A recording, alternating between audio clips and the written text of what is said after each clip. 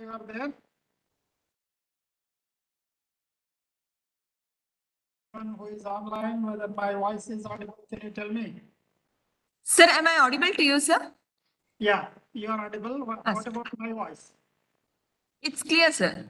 Clear. Is it possible to be closer, sir, little bit? Yeah, I'll do that. I'll do that. Okay.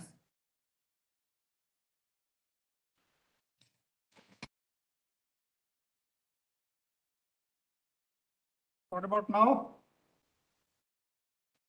Sir, Now? now it's clear, sir.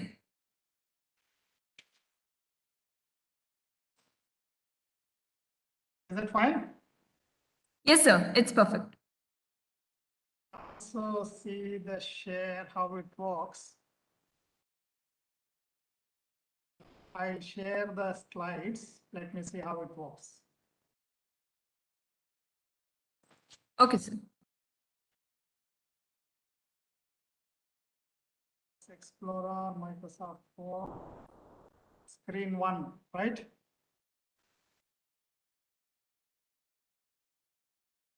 In this share, you can just make it as a full screen and present it, sir. File, share file.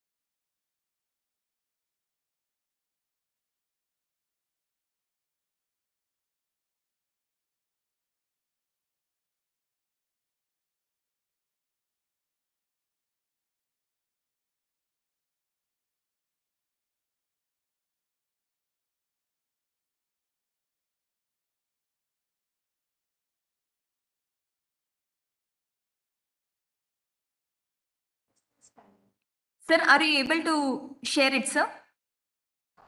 Putting it, it is in the background, but I think it is not coming. Let me just see what is. Okay, sir. Okay. Next.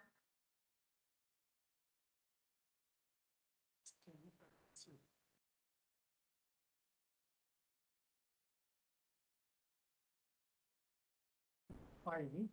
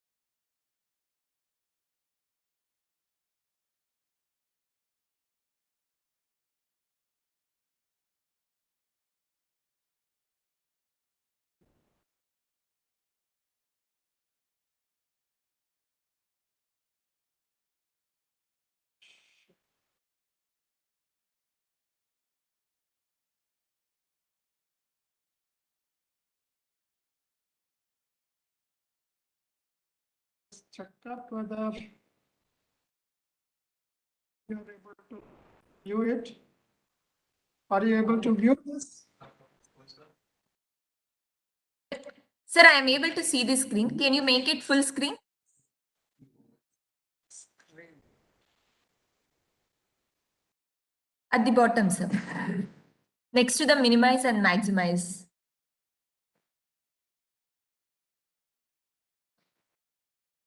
Otherwise, you can press F5 key, sir. I would do only for this, right? F5 only for the slides. It will come on the slides mode. Yes, sir. So active speaker video and then grid view.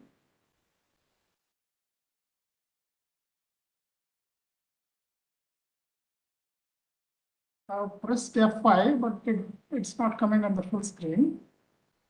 Sir, you have to remove the sharing now. Just remove the sharing and once again share it. In that, you have to select the full screen one, sir.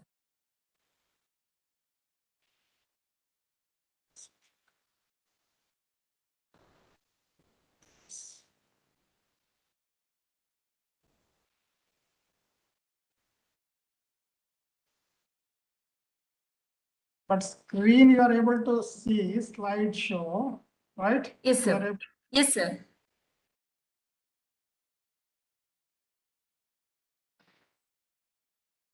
Yes, sir. Now we can see full screen, sir.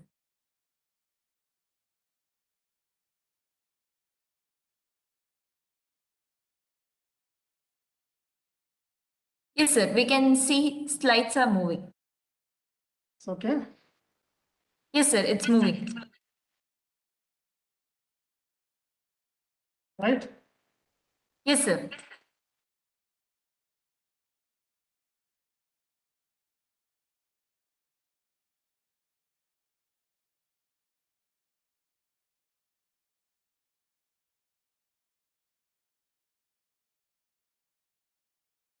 All right.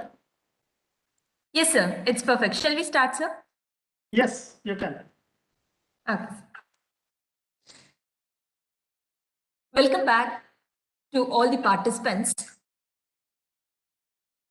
It's been fifth day of the research methodology course organized by Central University of Tamil Nadu, which is being sponsored by ICSSR.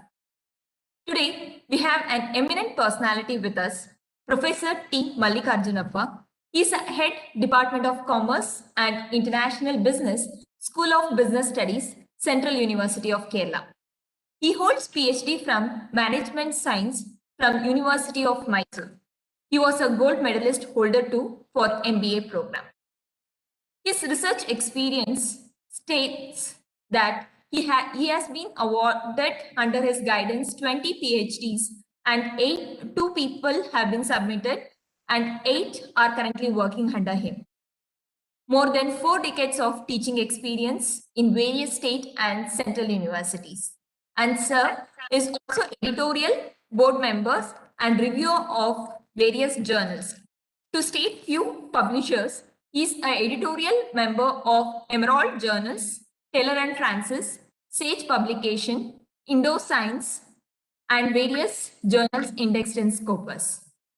He is also a member in professional institutions and bodies. Membership of board, that is to state various state committees, and also he was awarded Best Researcher from Calicut University in the year 2018. He was a Best Management Teacher in Karnataka, awarded by Karnataka State Level Award.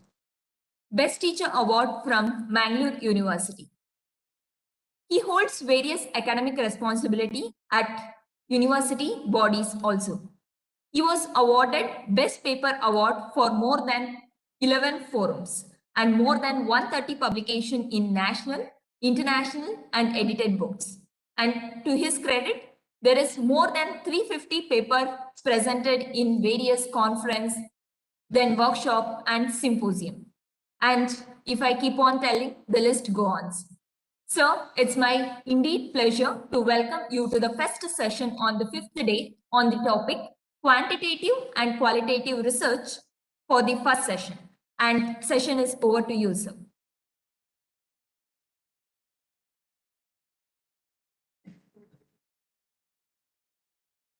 Sir?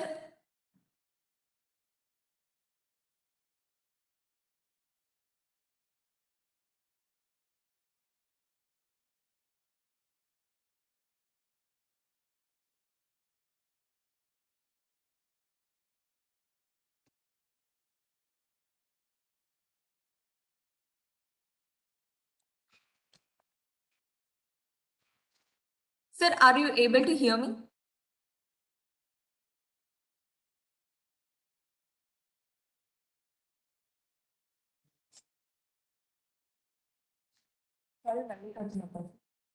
I think some technical issue.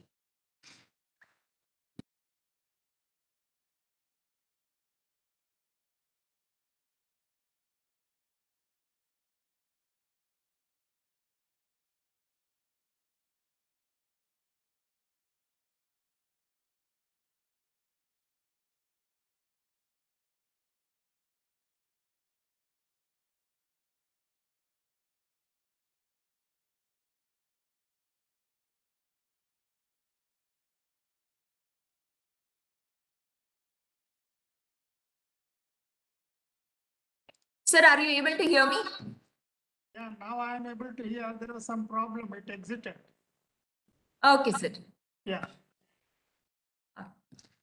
Sir, it's indeed our pleasure to have you on the fifth day, first session on the topic qualitative and quantitative research. I request you to take over the sessions.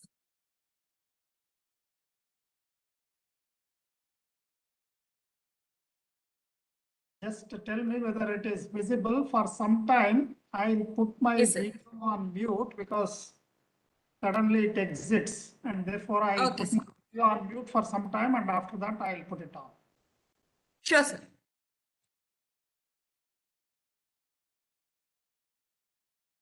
Let me share the video also. Let me see how it works.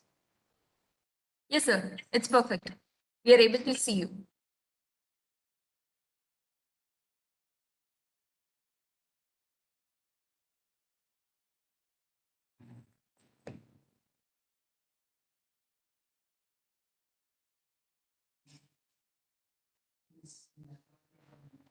You're able to see?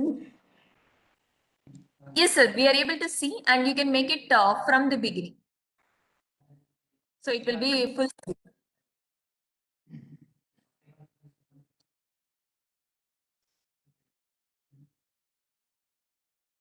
Yes, sir. The same one. Yes, sir. That's perfectly good. Fine. Yes, sir. Yeah. Good morning, everyone. I would like some of the audience to come online and then tell me whether my voice is clear to all of you. Yes, sir. Yes, sir. Yes, Yes, sir. yes, Yes, it's clear. Yes. Topic of today's discussion in the morning session, two sessions would be qualitative and quantitative research. Then qualitative, quantitative research designs, grounded theory, case study, and then action research. Case study, I just found in the schedule that somebody has already discussed, but still I will focus on these things. And if any of the participants feel that I would like this session to be interactive because this is not going to be a monologue from my side. I'm sure some of you may have worked in this area. And if some of you want to add something that I have missed out, you are most welcome to add that. And I always believe that these types of workshops should be the mutually rewarding. A resource person should be able to learn from the audience, and then the participant should be able to learn from the resource persons. So it should be a dialogue rather than monologue. I will start with the basic research design, what is research design, and quickly go through the topic, not necessarily in the same order in which it is given, but I'll certainly cover everything.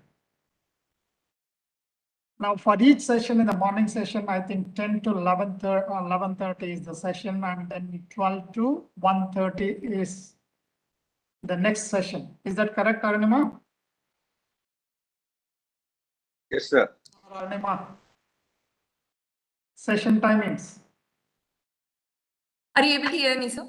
Yes. Session, it is started 10 o'clock, 10 to 11:30 we will have one session. From 12 Yes. to 1 we have second session, sir. Yeah.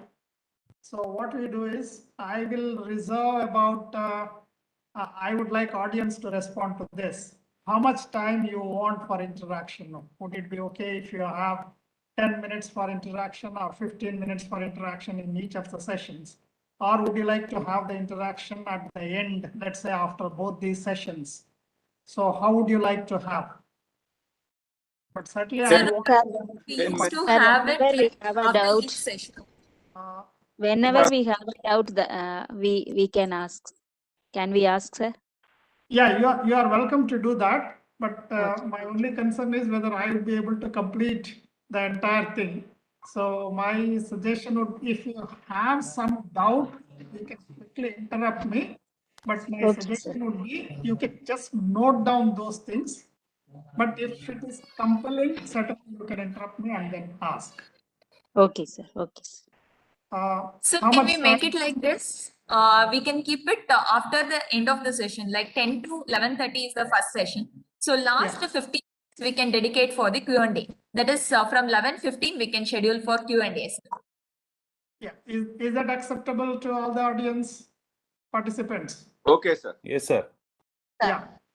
Okay, sir. But I would like that to be an interactive session. Don't take it as session ended and therefore we can go happily 15 minutes before. I don't want that to happen. Fine? Yeah. I think we will quickly go through. First few slides, I might go a little faster because all of you know what are all these things. The process of designing and controlling research project, what was studied and what aspects of the subject were studied. This is reflecting on the past. What is or what was the significance of the study? What did the prior literature or research say? And what was done? How was the study conducted? What was found? So what? What now? I will not elaborate on this. If you have questions, I'll certainly go for those questions. Research design. It refers to the plan, structure, and strategy of research, a blueprint that will guide the research process. This is broadly the schematic diagram of research. You have you can just take a look at this, the process of empirical research.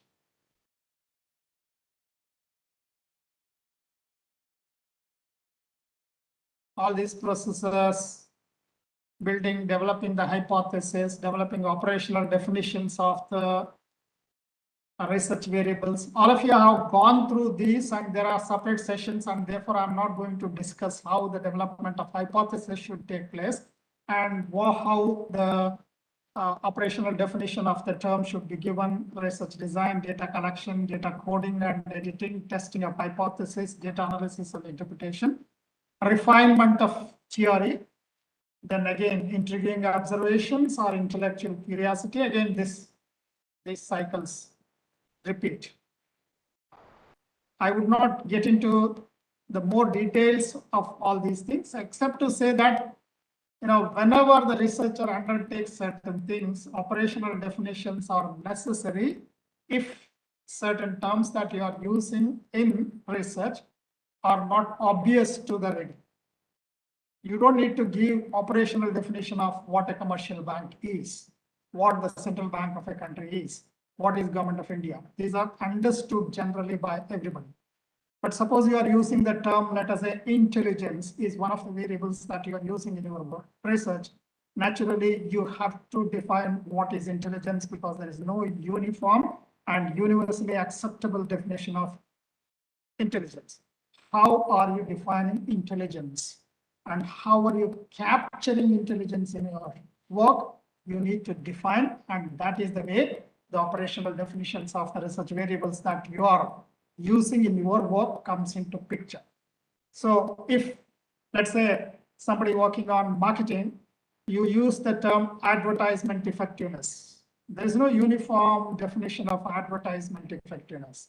And then how are you going to capture the effectiveness? First, what is advertising effectiveness? What do you mean by that? And how are you capturing these things? Different people may have different ways of capturing, but how did you capture and why? So many people have defined it this way, and you are defining this way, but you have to give sufficient justification for all these things. Then you go for sampling design, data collection. You have various methods of data collection. It could be primary, secondary, and then you have coding. Then hypothesis testing, that is, you are using that data that you have collected either by primary source or from secondary source to test the a priori hypothesis that you have already formulated, if the hypothesis exists in your work. If the hypothesis does not exist in your work, you may not be testing, but certainly you are refining the theory by giving arguments and then counter arguments, either to accept the theory or to refute the theory, and therefore you're going to refine the theory. This is the schematic. Again, research design, it's a blueprint, which we have already. Then conclusion validity refers to the extent of researcher's ability to draw accurate conclusions from the research. That is the degree of studies. Again, internal validity, external validity, then general internal validity, correctness of conclusions regarding the relationship among the variables that you have examined. And then the generalizability, if generalizability is your objective. Sometimes generalizability may not be the objective. We'll come to some of those things.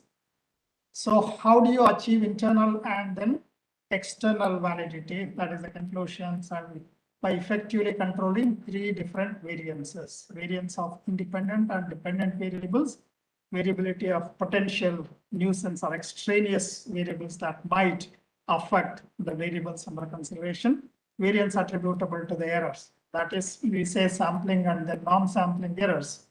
Now, guiding principles for effective control of the variances, that is maximum principle. So maximize systematic variance, minimize error variance, control variance of extraneous or confounding variables. Now, effective research design is maximizing systematic variance, widening the range of values of research variables. That is, you are trying to capture as much explanatory variables as possible in your research. If you are examining a particular phenomena, or if you are examining effect of a particular type of variables on a dependent variable, you are trying to see that all the relevant independent variables are being captured in your research. In experiments where the researcher actually manipulates the independent variable, manipulate, do not take it in the English meaning of manipulating. It is intended to say that the researcher independently assigns the value to the variable, that is independent variable, and you are trying to find out what is its impact on the dependent variable. Proper manipulation of experimental conditions to ensure high variability of the independent variable. We normally expect that if there is an experiment that you are conducting, you as a researcher would be able to manipulate, that is assign value to the independent variable, so that you would be able to find out what has happened to the dependent variable as you keep on varying the values of the independent variables. But in research, it is not necessary that a researcher may have control on all these things. In non-experimental studies where the independent and dependent variables are measured simultaneously and then the relationship between them are examined. Appropriate subject selection, that is selecting subjects that are sufficiently different from with respect to the study's main variables, avoid range restrictions. We may say all these things, but in certain cases, we may have to be. Then effective research design, minimizing error variance, that is part of the variability in scores that is caused by errors in measurement. Sources of errors, poorly designed measuring instruments, that is if you are designing a questionnaire for the primary study, if the measuring instrument itself is not correctly designed, and if the wordings of the questions and then the statements are not properly understood by the respondents, then you will have these error variance. Error variance emanating from study subjects, that is the response error. Somebody might simply randomly keep on checking, okay, he wants to get rid of this person and therefore he simply checks all these things. That is emanating from the subjects or the respondents. Contextual factors that reduce a sound accurate measurement of instruments' capability to measure accurately. It could happen. Now, how to minimize increase validity and reliability of measurement instruments? I'll not get into all these things because there are separate sessions on these things, and I hope that those things are being discussed. Now, measure of variables under ideal conditions as far as possible, because I know ideal conditions are not so easy for you to define. You will simply say ceteris paribus, other things being equal, but other things may not be equal. If other things are not equal, then what happens to the dependent variable and how do they vary? You may have to capture them by relaxing the assumptions, but at least to start with, you will put that condition, other things being equal. May or may not be of primary interest to the researcher, that is controlling variance of confounding, but can produce undesirable variations. That is, if you don't control this. If it is not controlled, can contaminate or distort the true relationship between independent and then the dependent variable. Confounding variance can result in spurious or opposed to the intended results. Therefore, it is always possible that you should find out. Let me just quickly reflect on what is this confounding variable. I have some of my papers, and if you are interested in seeing, you can get them. Some of them are open access, some of them have restricted only subscription-based one. Let's say confounding variable. And then how do you avoid this? I have written some of the papers along with my research students on market efficiency, stock market efficiency. In one of the papers, not one, I think several papers, we have examined how do the stock prices react to the earnings announcement. In another case, we have examined how do the stock prices react to M&A announcements. How do the stock prices react to the dividend announcements? Various papers we have. Now, when I'm trying to examine how the prices react to the earnings announcement by the company, bonus announcement by the company, then various other announcements by the company. Let's say I'm examining a window period of 1 month, and I'm examining the company announces the results, annual results on 10th of April. Now I'm trying to examine the price reaction in a window period of 1 month. That is the entire month of April and some days of March. Now on March 15th, I find that company has another announcement, another event which they have announced. Now this is, if I do not control for this, what happens is, I would say that the prices have reacted to the earnings announcement. But on 15th of April, if the company has announced, let's say I'm going to take over an American company as is various basis, there is an information. Market now has two sets of information. One is the earnings announcement information. The other set of information is the takeover announcement. So as a researcher, if you ignore this takeover announcement by the company on 15th of April, you go ahead and then simply study the price reactions to the company's earnings announcement. You attribute the price reaction to earnings announcement. But actually price reactions are for two reasons. One is the earnings announcement. The other one is there is a takeover announcement. But you are concluding that it is because of earnings. So as a researcher, you have the responsibility of seeing that this event does not contaminate the type of reaction that you are trying to capture in your research. That is the meaning. Now, qualitative research design. Qualitative research is a situated activity that locates observations of the world. Qualitative research studies things in their natural settings. These are all fine things. Please understand, depending upon the circumstances, you may have to make modifications. When I say natural settings, you have to define what is natural settings. Attempting to make sense of or interpret phenomena in terms of meanings people bring to them. Now, 6 qualitative research designs. One is basic qualitative research design.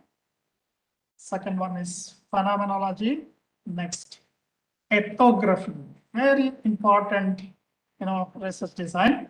I found that there is a separate session on ethnography. Here, what I simply say is, I simply define without getting into the details of this, and there's a most appropriate person, that is an anthropologist, discussing this issue of ethnography. Therefore, I'll only make a passing reference to ethnography in 6 qualitative research designs. Then we have the grounded theory, which I will be discussing in little details because that is assigned to me. Then you have narrative inquiry, then qualitative case studies. I'll also be discussing the case studies, grounded theory, and we also have the action research, which I will be discussing subsequently. Basic qualitative research characteristics. Design, it is designed on social construction perspective. Research problems become research questions based on a priori research experience. Sample size can be small and they can be as small as even 1. Data collection involves interview, observation, and our archival contents from maybe the files. And sometimes if you find that these things are not available, maybe based on the narration of an individual who has gone through this, that can also be the case. This is basic qualitative research design. I'll come to the other details. 6 steps in qualitative data analysis. Give quotes from the notes, that is, you make notes of the things that you observe or the data that you collect and give quotes to that. Then note personal reflections in the margin. This is very important that when you are using, let's say, observation, it is extremely important that you make personal notes on the margins. Sometimes these notes may be more important than the main questions that you are asking, because some of the observations that a respondent makes or a person with whom you have an in-depth interview makes may be more important and possibly may not have found its place in the interview schedules and then the type of questions that you have taken in your notes possible. And therefore, it is necessary that you make personal notes in the margins. These days, if you read the newspapers, you would also see the items like this. Newspaper will report half a page about what an expert told the reporters on the sidelines of the event. In the main event, you may be observing, you may be sitting, and the speaker may not have told anything about this in the main event. But then when he is taking coffee, or he or she is taking coffee or walking along the corridor, a reporter goes and then discusses, and then he makes remarks. A reporter may make half a page story about this. That is speaking on the sidelines of an event, maybe on the sidelines of union budget presentation. So in the parliament, it may not have been discussed, but on the sidelines, when a reporter spoke to the finance minister of the country, she made this remark. and there is, say, a journalist makes half a page report about this. So this becomes important when you are observing and therefore make personal notes of the reflections. Sort and sift the notes to identify similar and different relationships and then the patterns that you can observe. Identify these patterns, similarities, and then differences. Then elaborate a small set of generalization that cover consistencies. Examine those generalizations and form grounded theory. I'll come to that grounded theory a little later on. I just thought these are certain things that you can remember. We have phenomenology. Phenomenology is a qualitative research method that is used to describe how human beings experience a particular phenomenon. A phenomenological study attempts to set aside biases, preconceived assumptions about human experiences, feelings, and responses to a particular situation. This itself can be a big topic. You have ethnography. Ethnography has its origin in anthropology, and I am happy that Dr. Velmurugan has arranged an anthropologist to discuss this. If I do not have any other commitment, I would like to join that session. I would only say ethnographic research is a qualitative method where researchers observe or interact with the study's participants in their real life environment. Ethnography was popularized by anthropology, but is used across a wide range of social sciences these days. That is, you as a researcher, let's say you are trying to study some type of marriage customs in the tribes of Andaman. Now, what do? You're not going to administer a questionnaire to the Adivasis there. What will you do? As a researcher, you go and participate in their social settings.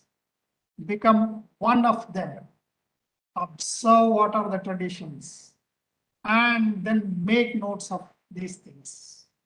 So in their natural setting, you as a researcher observe and then interact.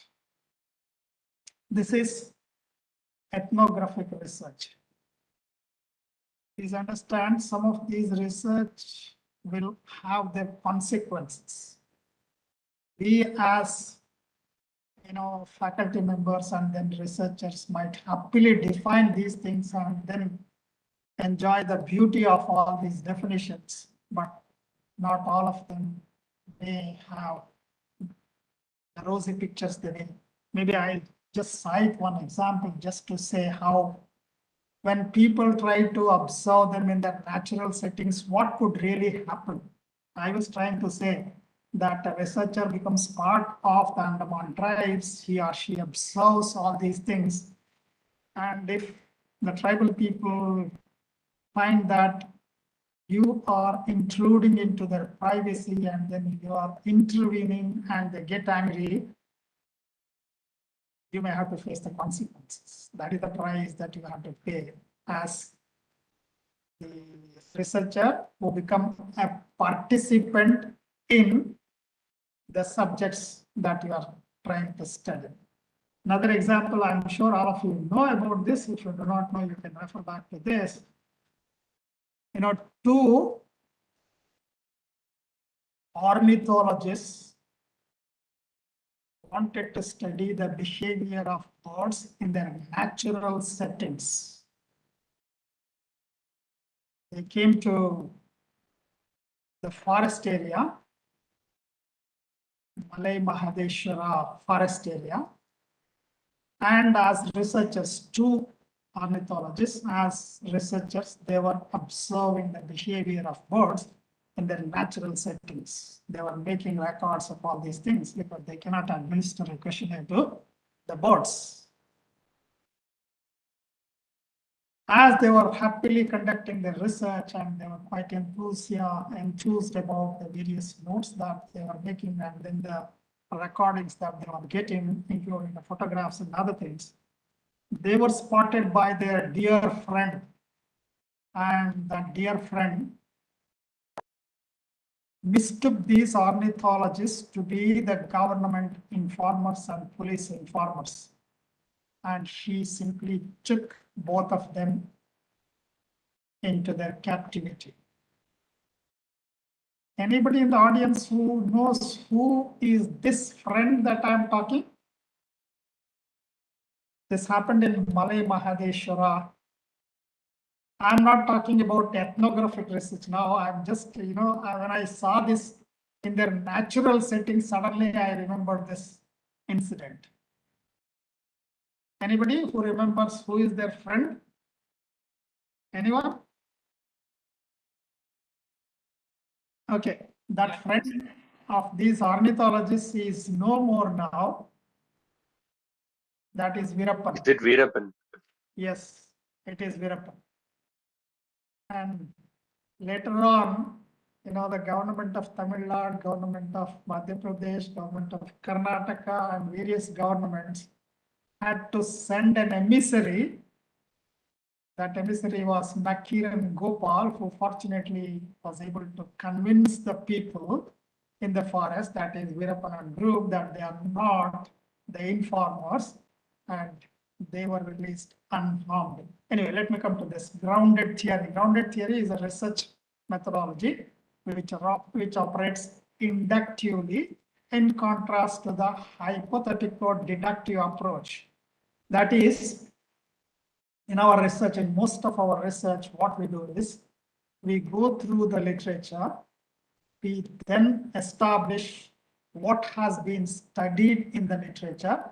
And if something has not been studied, you want to add your own contribution into that literature. And therefore, you find what is the research gap. And based on the research gap, you would formulate the research questions, then the objectives, and questions, objectives will lead to the hypothesis. That is a research hypothesis. Then you have your own methodology, sample data, and then examine the data, subject the data to various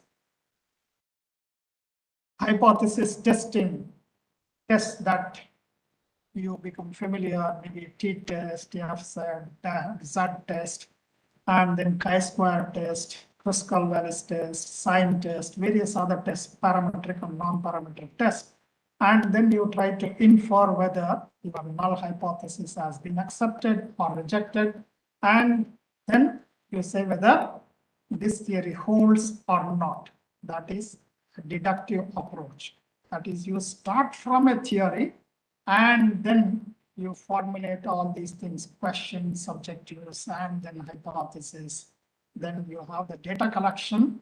Then you test that data using first one, some type of descriptive research to describe the characteristics of the sample under consideration, and then inferential statistics to infer what the data reveals. That is deductive approach. As opposed to the deductive approach, grounded theory methodology operates on inductive approach. We will just see what is this inductive approach. Not everything that can be counted counts, and not everything that counts can be counted. That's what the famous scientist Albert Einstein said. You have the next qualitative research, substantive theory. Substantive theory is a strategic link in the formulation and then the generation of grounded theory, that is grounded formal theory. We believe that although formal theory can be generated directly from the data, it is more desirable and usually necessary to start the formal theory from a substantive one. The latter not only provides a stimulus to good idea, but it also gives initial direction in developing relevant categories, properties, and in choosing possible modes of integration. It is difficult to find a grounded formal theory that was not in some way stimulated by substantive theory. This is what Glaser and Strauss in the 1967 paper on grounded theory talk. That's the reference. Now, a little more elaboration on grounded theory. As Martin and Turner in the 1986 paper observed, grounded theory is used when no explicit hypothesis exists to be tested. Remember, deductive approach, we are trying to formulate a hypothesis and then we use various research processes and steps to test whether the hypothesis holds or not. You are either supporting or rejecting the hypothesis. But when no such hypothesis is possible for various reasons, we back on this grounded theory. Even when such a hypothesis exists, but it is so abstract that it is extremely difficult to test in logical deductive manner, we again fall back on grounded theory, which was proposed by Glaser and Strauss, 1967. This is where grounded theory is most appropriate, where researchers have interesting phenomena without explanation and from which they seek to discover theory from data. Again, this is in the words of discover theory from data is what Glaser and Strauss in 1967 have said. Now, key concepts of grounded theory. An approach to describe relationships where little is known to provide fresh take on existing knowledge. You do not have much of the knowledge that is existing. That is, you fall back on the research literature and you find that not much of the work exists. And therefore, you want to explore. Now, what is the best example for explore? When Ferdinand de Magellan started his journey, he wanted to explore new geographies in the world. When Columbus started his journey from Europe, he wanted to explore new geographies. When Vasco da Gama started his journey, he wanted to explore new geographies. And that's how Vasco da Gama ended up coming to India, and then Columbus ended up going to America and various other places. It's a method to systematically build integrated sets of concepts from systematically obtained empirical data. A process of composing knowledge through intimate contact with subjects and events under study. You are trying to explore these things by using intimate contact with the respondents or subjects or events under study. Theory that is shaped by data as well as by the research, as opposed to the pre-existing tested theory. And sometimes you want to test the validity of this, that is using deductive approach. But grounded theory collects the data and then based on the data, maybe you want to formulate the theory. Key concepts in grounded theory: knowledge discovery, knowledge evolution, emergent relationships. What grounded theory is not, as told by Roy Sudby in 2006, 7 myths. Grounded theory is not an excuse to ignore the literature. I was trying to say that where little literature exists, normally you try to explore these things. By saying so, you are not saying that when you use grounded theory, you should ignore literature. That argument is wrong. Grounded theory is not presentation of raw data. It is not theory testing. It is not content analysis. As in journalism research, content analysis is prominent. Grounded theory is not content analysis. Somebody wants to find out environmental reporting by the newspapers in Kannada language. You are using content analysis. How many Kannada newspapers have reported all these things? And then you want to see the content. Then the word counts. So it is not theory testing, content analysis, or word count. Grounded theory is simply not routine application of formulaic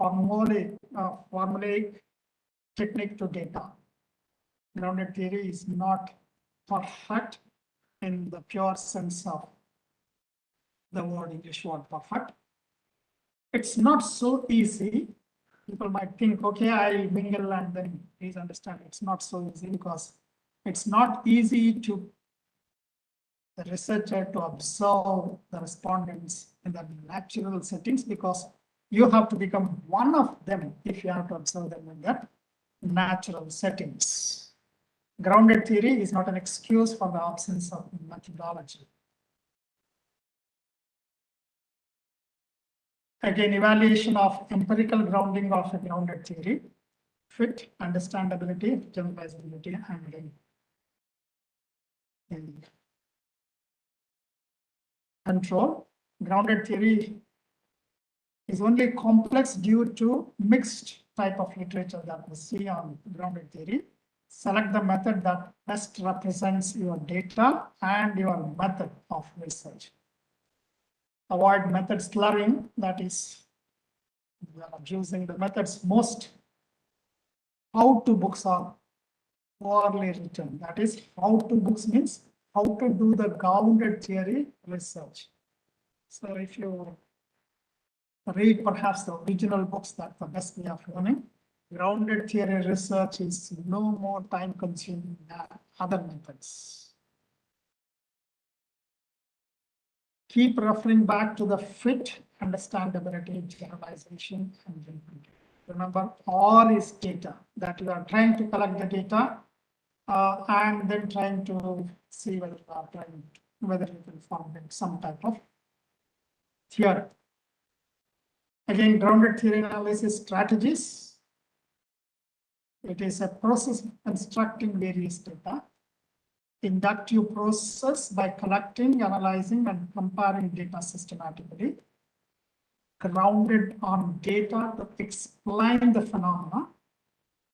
Main purpose is to develop theory through understanding concepts that are related by means of statements of relationships. We move back and forth with the data, analyze collecting more data, and analyze some more until certain conclusions are possible. An interactional method of theory building by comparing and analyzing the data.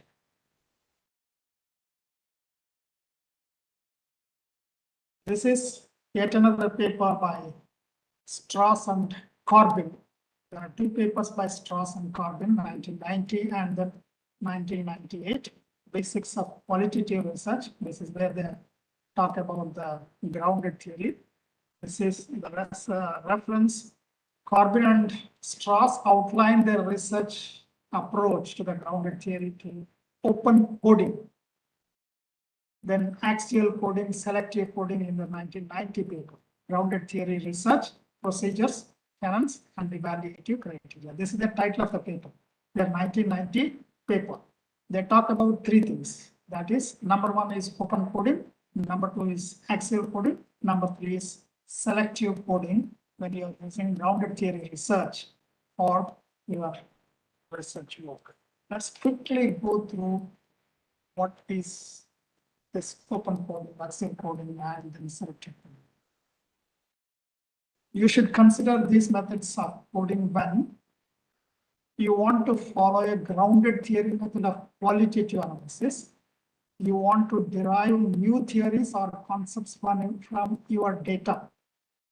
You don't want preconceived theories to determine the outcomes of your research. That's what we do in our deductive research. We have the theory and you want to test the robustness of theory, and therefore you formulate the hypothesis. Then you go ahead collecting the data, and that data tells you whether that theory can be reinforced or you have certain claims whose veracity can be questioned to say that theory may not hold. That's the deductive approach.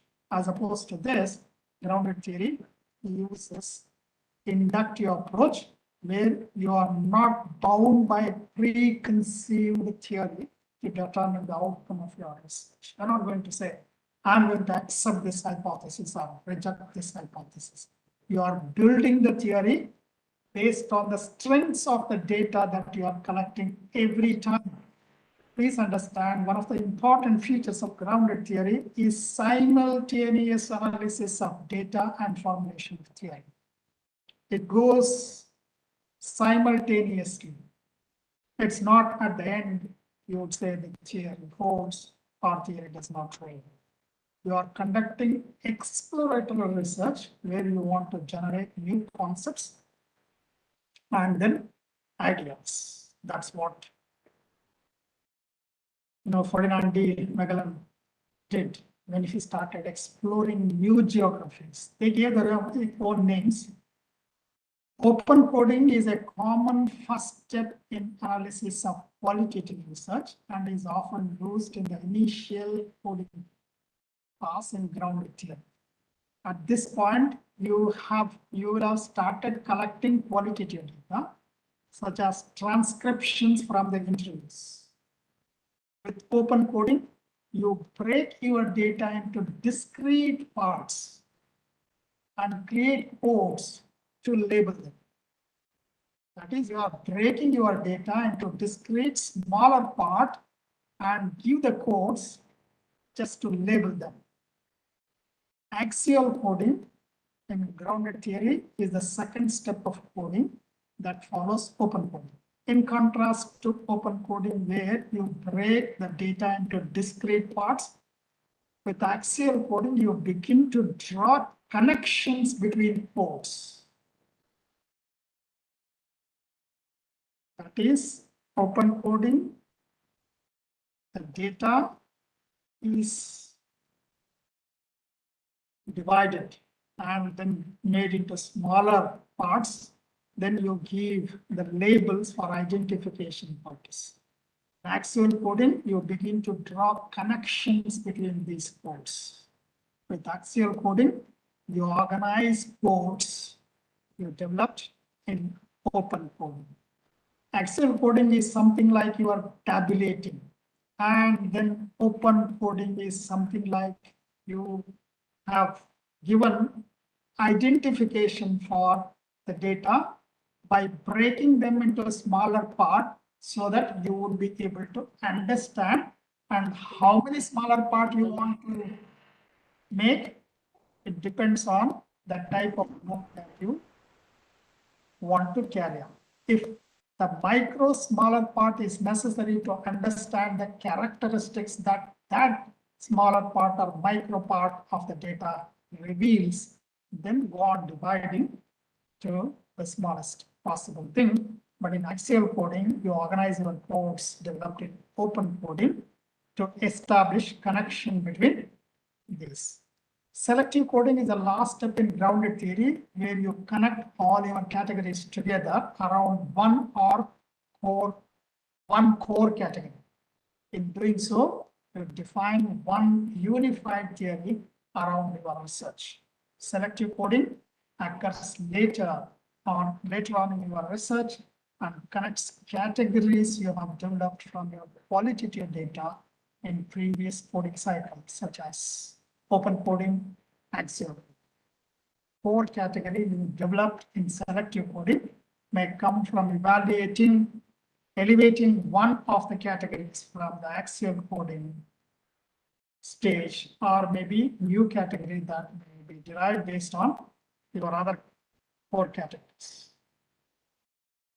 The core category ultimately represents the central thesis of your research.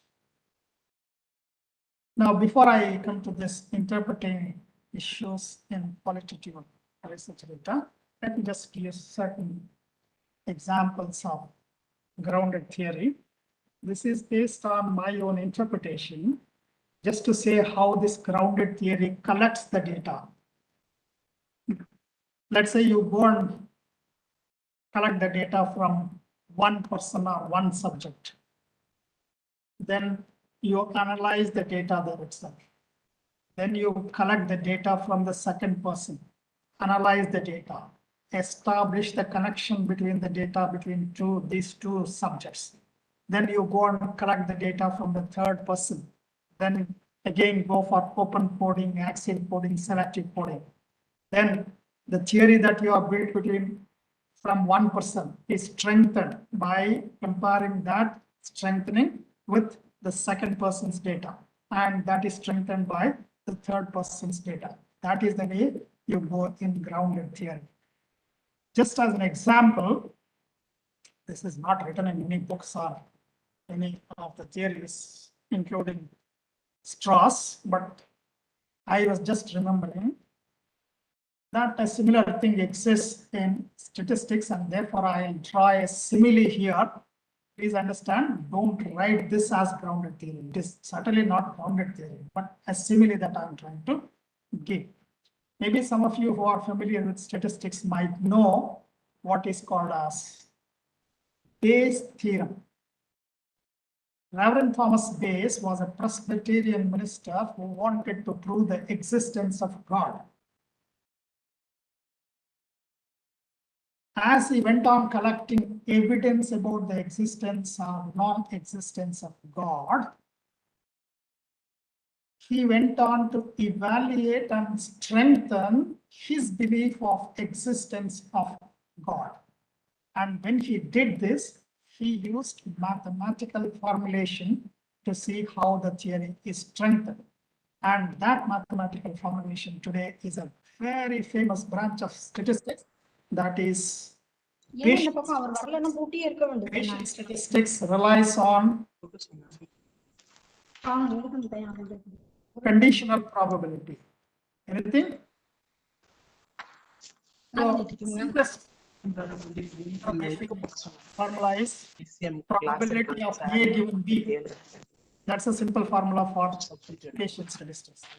Now, what Reverend Thomas Bayes did is, if you want to find the probability of A, you have certain evidences and then you have some service. Then you collect the new data, that is data from B. Therefore, that conditional probability given B. If the probability of A gets altered between probability of A and probability of A given B, then there is a new evidence for that. Then probability of A given B and given C. You go on revising these probabilities as and when the new evidence is available. That's what Reverend Thomas Bayes did. Very famous.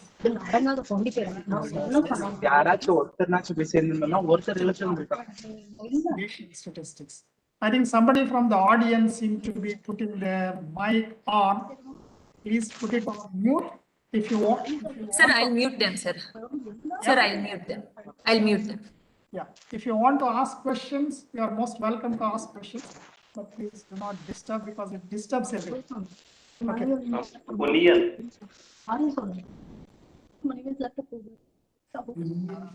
Yeah. Various places there.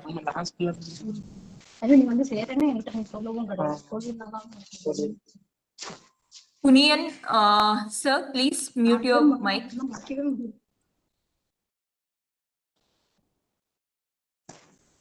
Fine, shall we? Once again, sir. Punian, I think your mic is on and you are talking at your own pace.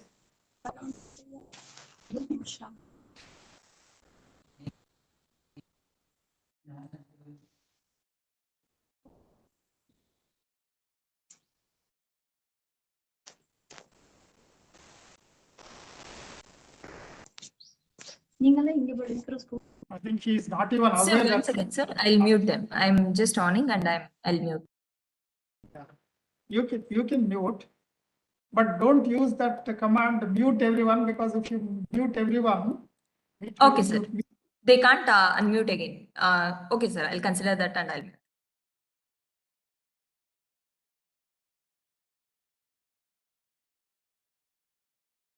Okay, all right, shall we continue? You can mute them, but we will continue. Yes, All sir. right. You can continue. I'll mute by that. Yes. So Bayes went on revising the probability of an event as and when the new evidence was available. This is precisely what is done. Collect data from subject number 1 and you divide them by assigning codes like the code open code, axial coding, and then subjective coding. Then you try to build the theory. Then you go for the next subject, collect the data, again repeat that, and then make a comparison between 1 and 2. And again reinforce the data, say theory, reformulate the theory. You go for the third, reformulate the theory. In the grounded theory, the beauty of grounded theory is you do not have the prior fixed sample size like your 500, 600. It depends on the new evidence that the new subjects give, and you are exploring the theory by adding to your sample. So you don't have the prior fixed data. Okay. Interpretation. You can just tell me when it is 5 minutes to 11:15 so that I will be able to Yes, stop sir. the. I'll inform, sir. Yeah. Right. What's the time now? Now it's 11, sir. Still 10 minutes for the first session to end. Okay. 15 minutes. Okay. Yeah. Interpretation issues in qualitative data analysis. Triangulating the data. Use multiple methods and data sources to support the strength of interpretations and then conclusions. Semi-structured interviews, consent form, ground theory, various ways of doing audits. Questions to examine the data for interpretation and then conclusion. These are the questions that you can ask. Is sample appropriate to ground the findings? Are coding strategies applied correctly? Is the category process appropriate? Do the results link the hypothesis? In case you have the hypothesis. Then negative cases explained. Negative cases could be, here is an example, minority voice. The suggestions 4 steps of negative case testing. Make a rough hypothesis, conduct a thorough search, discard or reformulate the hypothesis, examine all relevant cases. Cultural bias, discuss cultural differences with different groups of participants, see whether divergence is based on culturally different interpretations of these things. Generalization, sometimes generalization may not be appropriate for qualitative research, but two perspectives for generalizations. Number one, case-to-case translation by providing thick description to apply to another setting. Analytic generalization, form a particular set of results to a broader theory. Use deviant cases. Then we have another type of qualitative research. You have narrative research. Narrative research is a term that subsumes a group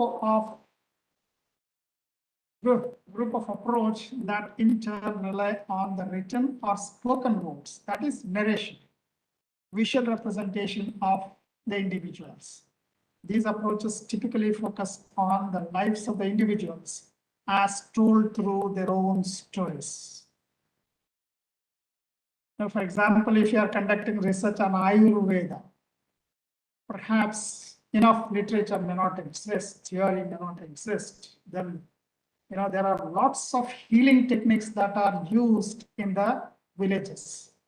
Neem as the leaf for healing so many diseases is being used by the villagers for ages. But if you want to document these things, narratives are the best way, because you go and discuss with a villager who is well versed with this, and he tells the stories of the people on whom all these things are being used and how those things were cured. So narrative research. Then we have case study research. Case study research, I think, is part of, again, one more session. But since it is given to me, I'll just discuss, and hopefully what I discuss here would be different from what is discussed or would be discussed by somebody else.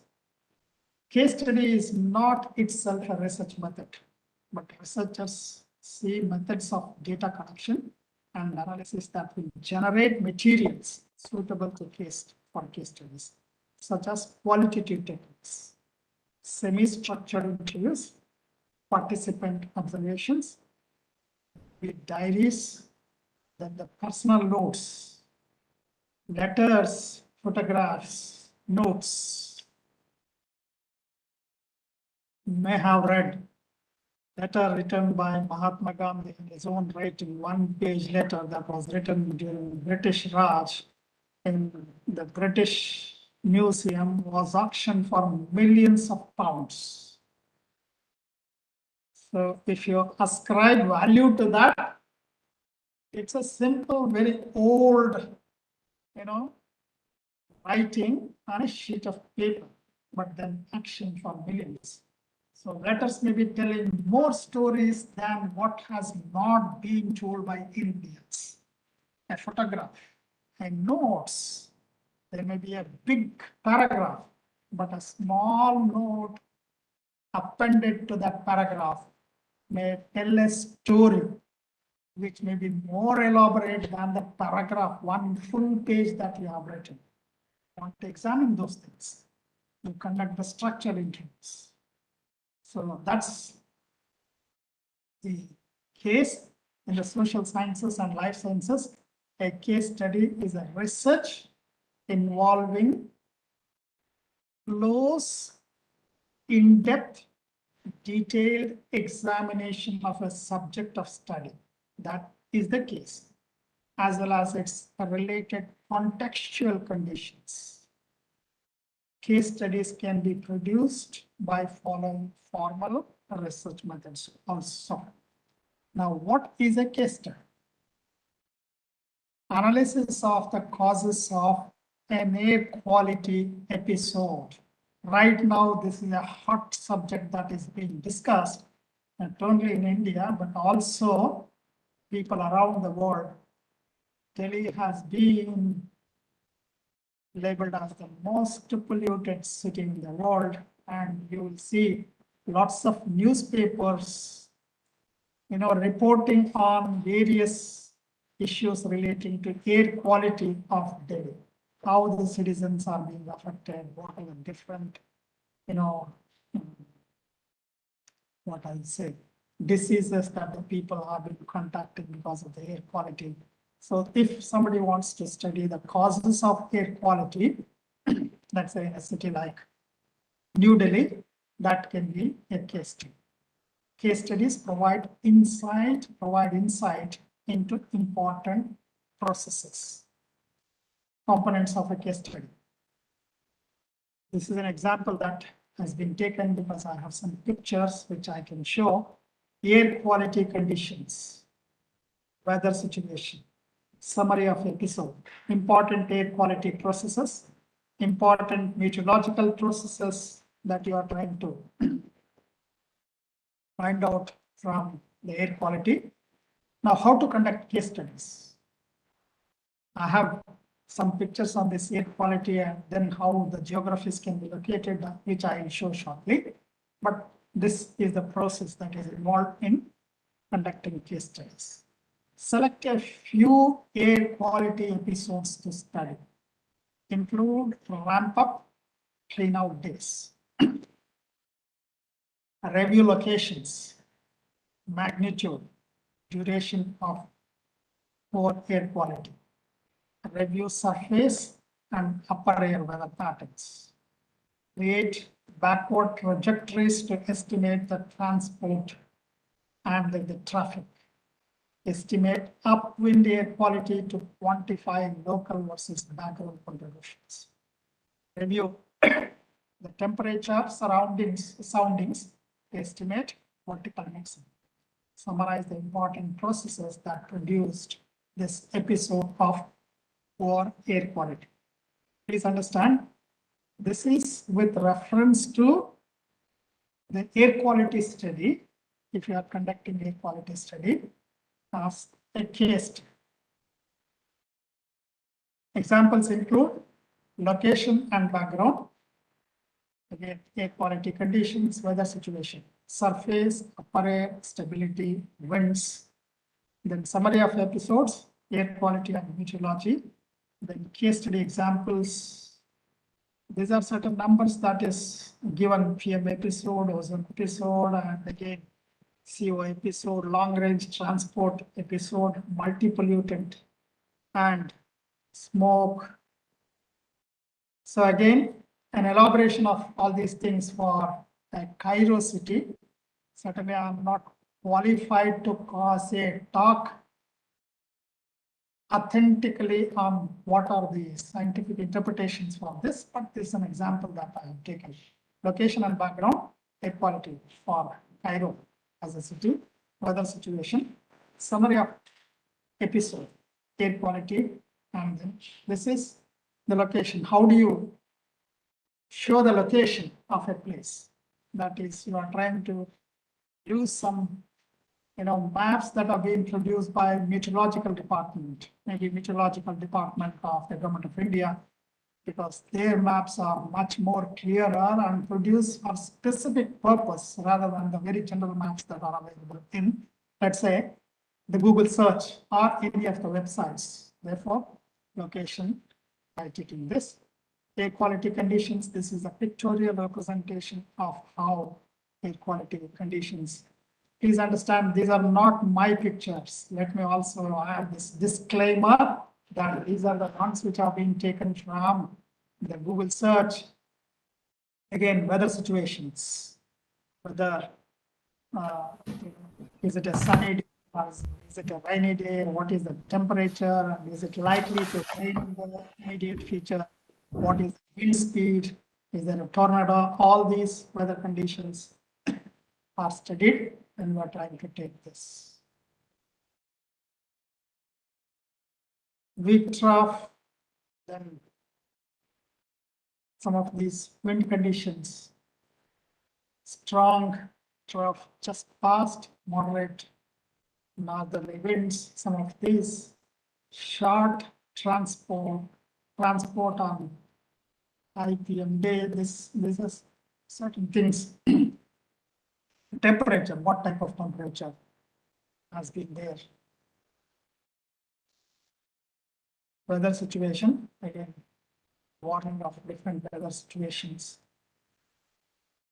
Summary of the episode characteristics. Weak upper level troughs passed over and north of Egypt. That is when you are trying to, this is Egypt because we are studying Cairo as the city.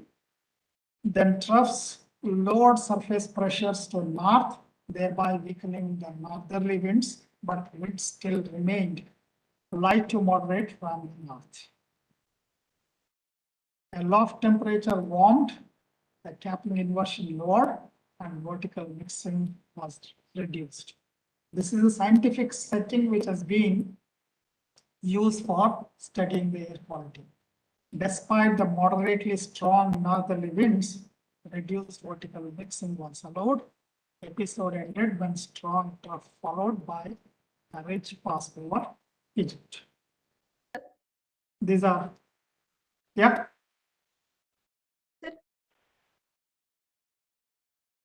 Hello, sir. Somebody is speaking, I'm not able to hear. Sir, can you hear me? It is 11:15, sir. So in another 5 minutes, if you conclude, Yes. so that we can open the Yeah, forum I'm for going to make Q&A two session. slides and then stop there, and I would give the opportunity for the audience to interact. Okay. Examples. Again, the same location, background, air quality, weather situation, summary of the episodes, case studies of ozone episodes.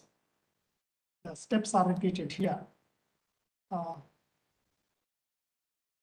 You can just take a look at this. This is another city, Ohio.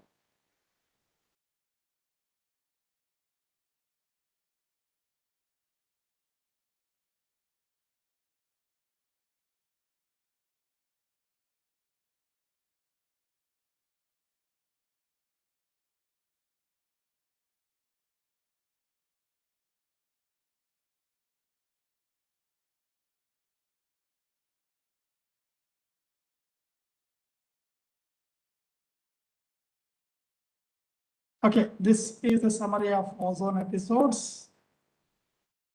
A ridge of high pressure created high pressure system.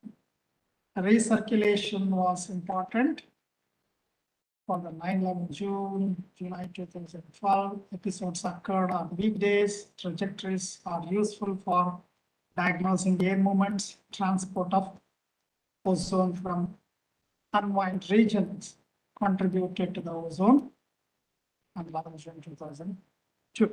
Yes, I think I would stop it here and open up the session for discussion. Thank you, sir. This Now, maybe I request audience, if you have I'll any open this questions, please when we unmute and you can ask Christos.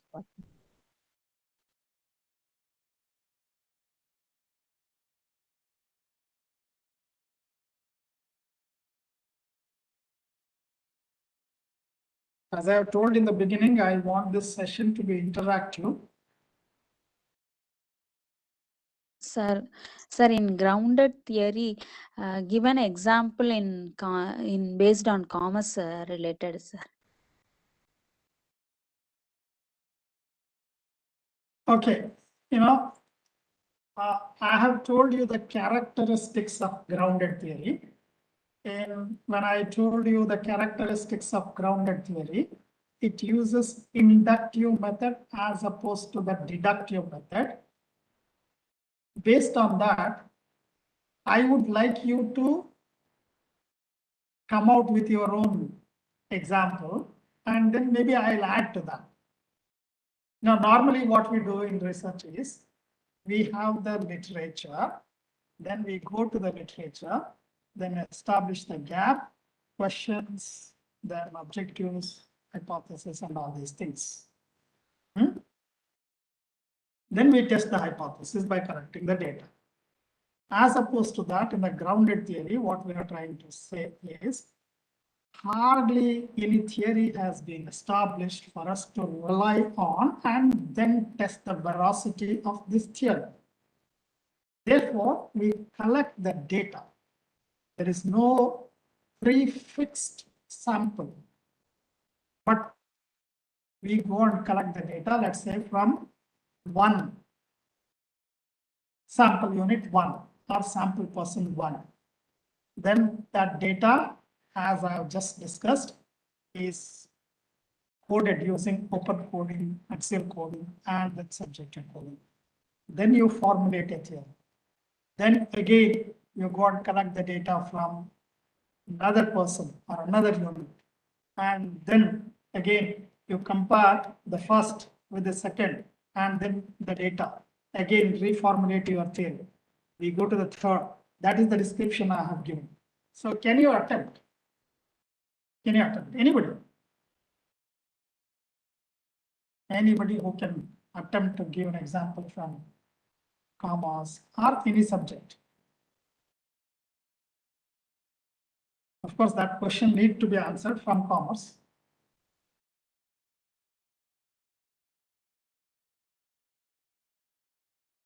Sir, good morning.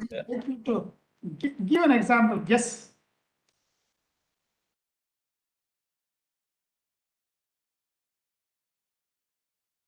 Where very little is known and you want to explore.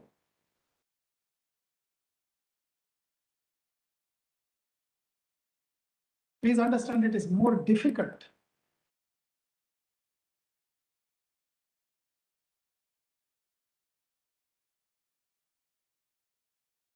Good morning, sir. This is Sujesh. Yeah. Yeah. So regarding the example of grounded theory, Ah, for example, I am in a topic related to well-being initiatives and positive thinking. So in general, we have many concepts and theories on positive thinking or well-being like that, sir. But I do in a township of NLC India Limited, wherein we have mining and thermal related companies and this. So if I feel that those positive thinking theories may not be exactly related to Neyveli, can I apply this approach on this, sir? Like positive theories, we have many, theoretically, we have many theories on positive thinking and other things. But yeah.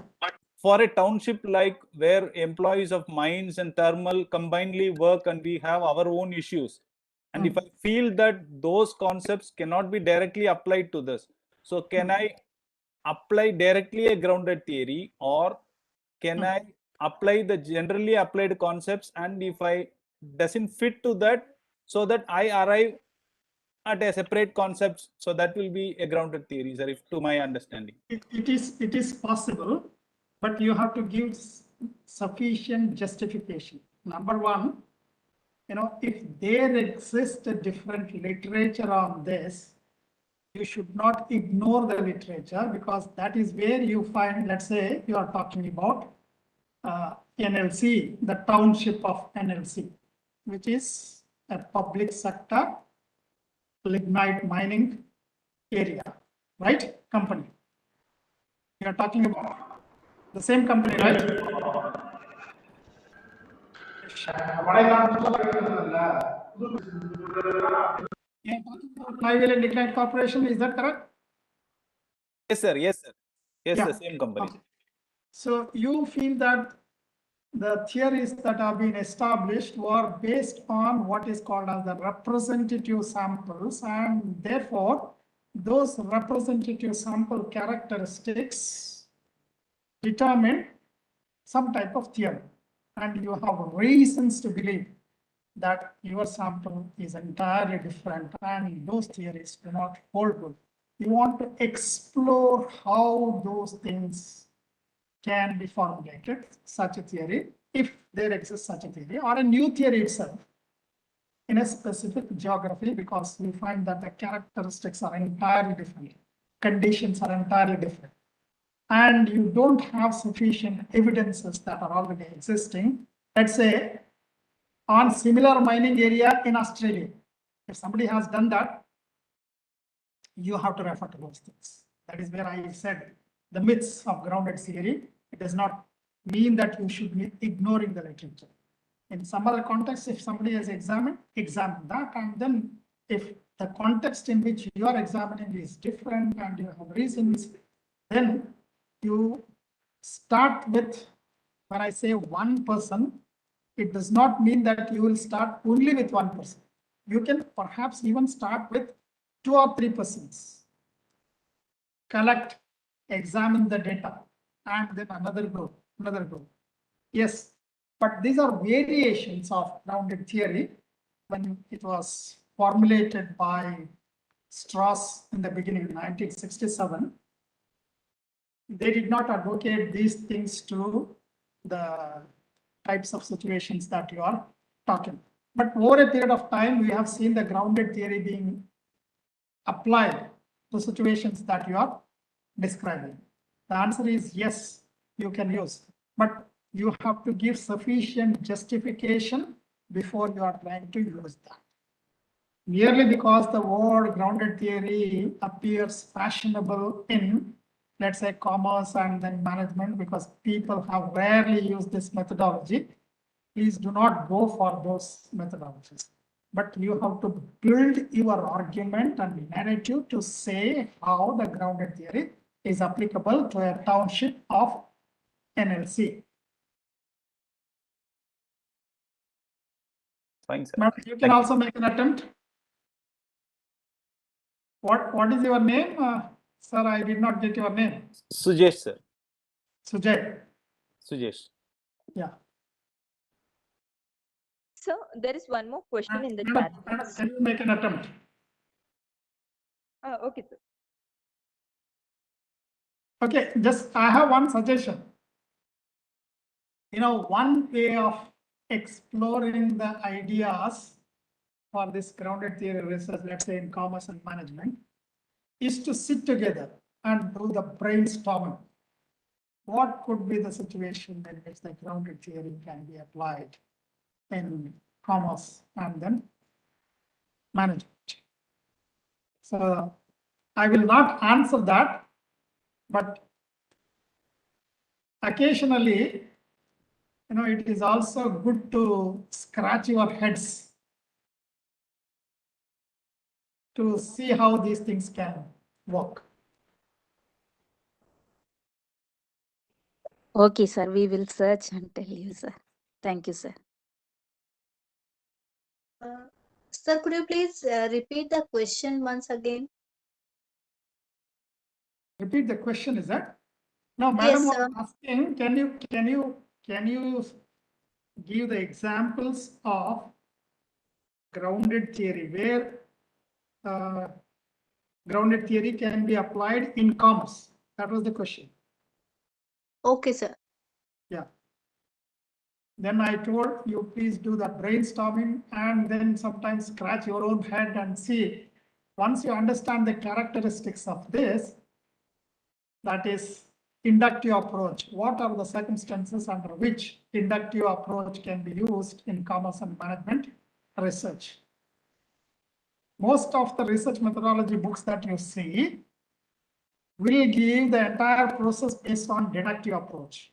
That is, you have an idea generation, and then based on that, you narrow down your idea. Then you have the literature, then formulation of questions, formulation of objectives, hypothesis, then determination of the sample size. Then you go for the representative sample, collect the sample, then subject the sample to various types of statistical analysis to come out with a descriptive statistics and then inferential statistics. Then you draw the conclusion. That is a deductive approach.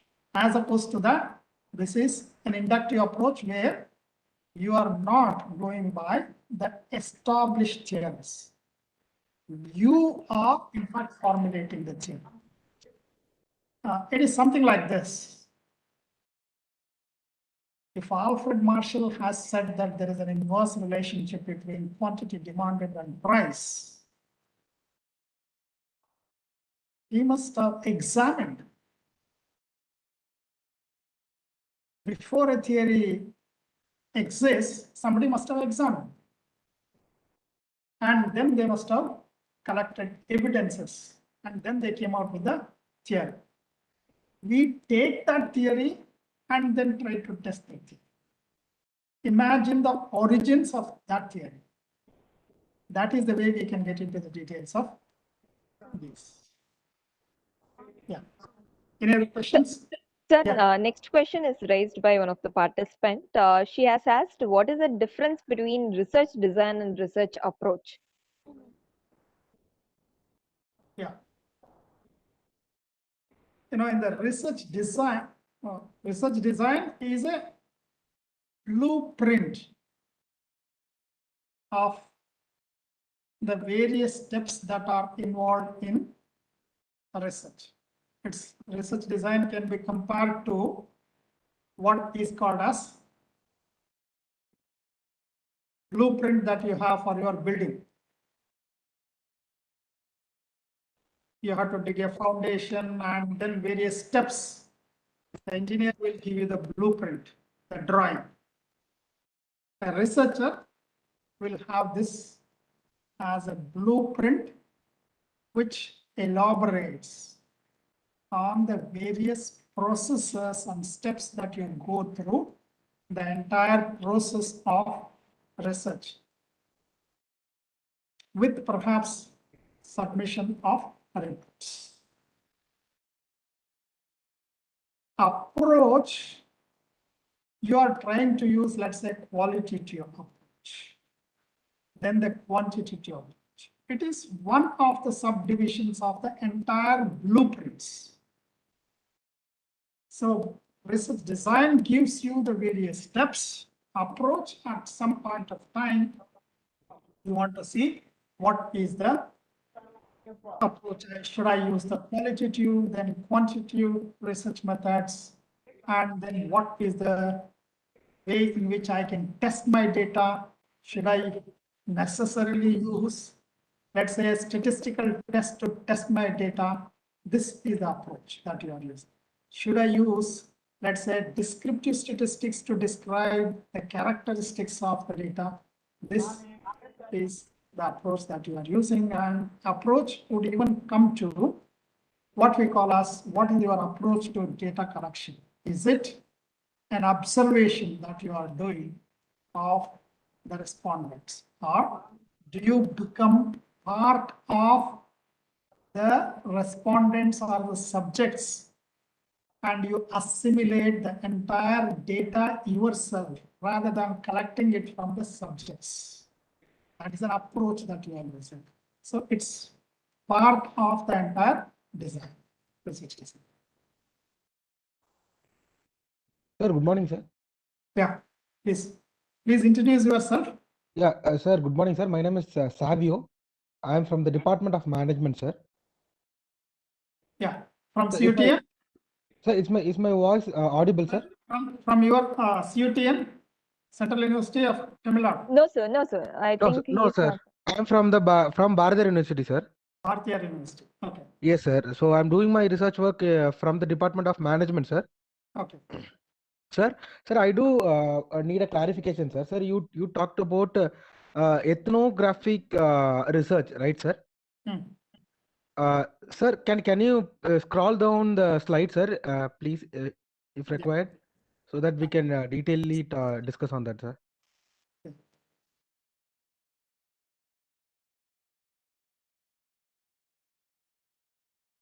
There is a separate session on ethnography, and therefore I said I will not be elaborating on that. But Oh, is it, sir? let me get back to. No, sir. No, it's not about the detailed discussion, sir. So it is an overall idea, sir. I just wanted to get a clarity on that, sir.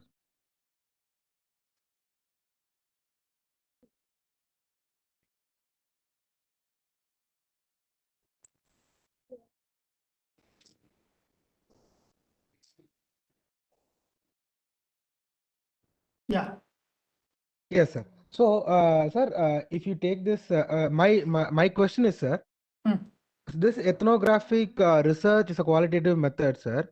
So, as per that, you told that it is like identifying the characteristics of the people from a particular community. That is what you told, sir.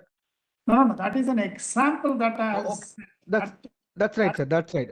So you gave an example, right, sir? So my doubt is, is this ethnographic related to this ethnicity, cultural values, the race from which the people are?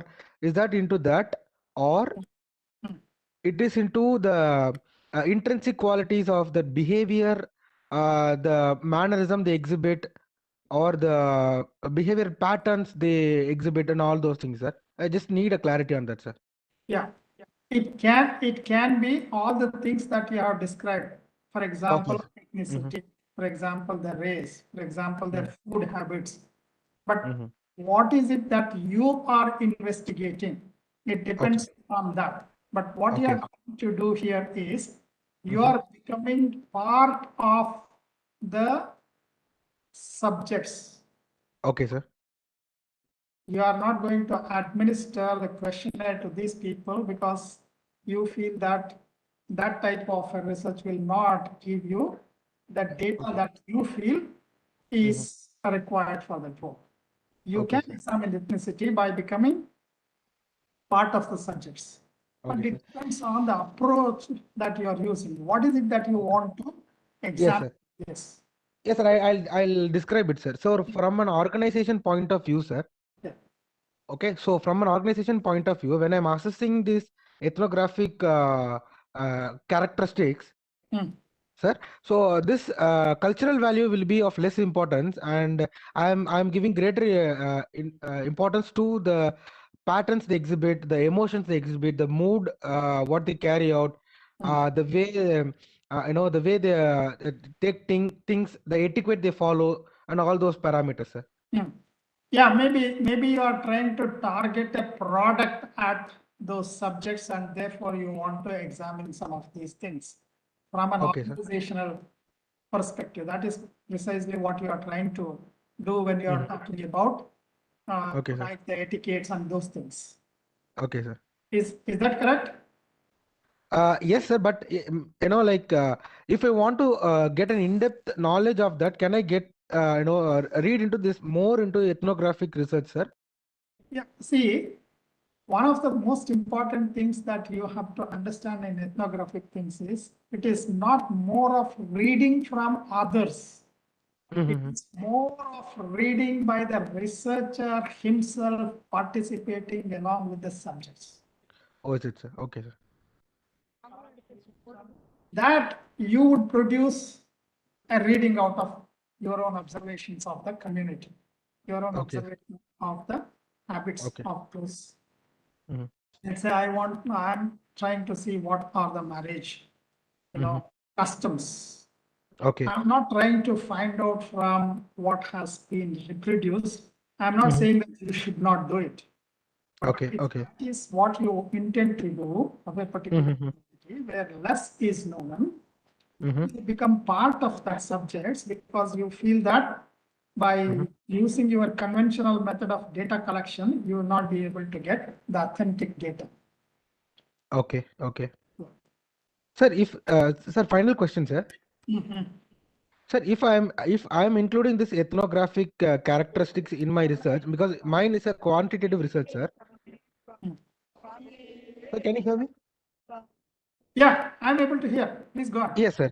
Yeah. So, see, sir, my research is a quantitative research, sir. Yeah. So, if I am incorporating this ethnographic characteristics into my research, will I get the response from the respondents which I get? Will it be a value addition, or if it will be like what to say? The precision will be correct, or will I get something a response which is not very what to say, very precise, or like that, Yeah. sir? The straight answer for that is, Mhm. it is also relevant these days to understand that there are mixed methods. Okay, sir. Qualitative research designs Okay. that I spoke, and maybe quantitative, I'll come to that a little later. Okay. We have quantitative. But there are also mixed methods. That is, you feel that you are examining a certain issue and you feel that one method is not enough and appropriate for you to capture the entire story. Exactly, sir. Exactly. Use the combination of qualitative and then quantitative. But you have to be Okay. careful. When you are trying to combine these things, Mhm. not use an instrument that you have used for collecting the data, a standardized instrument that you have used for collecting Okay. the data about the consumer's habit, let's say in a particular city, and Okay, sir. reformulate that questionnaire and give it to the people, let's say, to examine their ethnicity. That should not be done. Okay. In Okay. ethnographic research, you are becoming part of the entire process. Okay, A sir. researcher is an observer. A researcher interacts. Okay. So in that type of instrument, researcher may not have even visited the place. For example, an SSO collects data about the consumption patterns, and Okay. no one individual is involved. In the entire country, you have different enumerators, and that data is collated by an SSO. That is not what is intended in ethnographic research. Okay. Okay, sir. Research, Okay, you sir. ask. Sir, can we keep the Q&A after the last session so that we will have a short break and we will clarify the doubts in the second session also, sir? Yes, fine. So we will end. We will end the first session and we will resume it exactly at 12 so that 1 hour or 1 hour 10 minutes you can complete it, and so that I came to know that more of the participants want to interact with you because you have a vast knowledge so that they can get more inputs from you. Yeah, that's fine. Okay, sir. Thank you so much, sir. And it was an excellent session in the first morning, and afternoon we will have that is starting at 12 o'clock to 1:30. We will have second session by Professor Sir, And I request all you to stay back and take a small break, and we will get back at sharp 12. Thank you all. Fine. Yes. Thank you, sir. Thank you, sir. I think I'll keep my slides on. Yes, sir. Okay.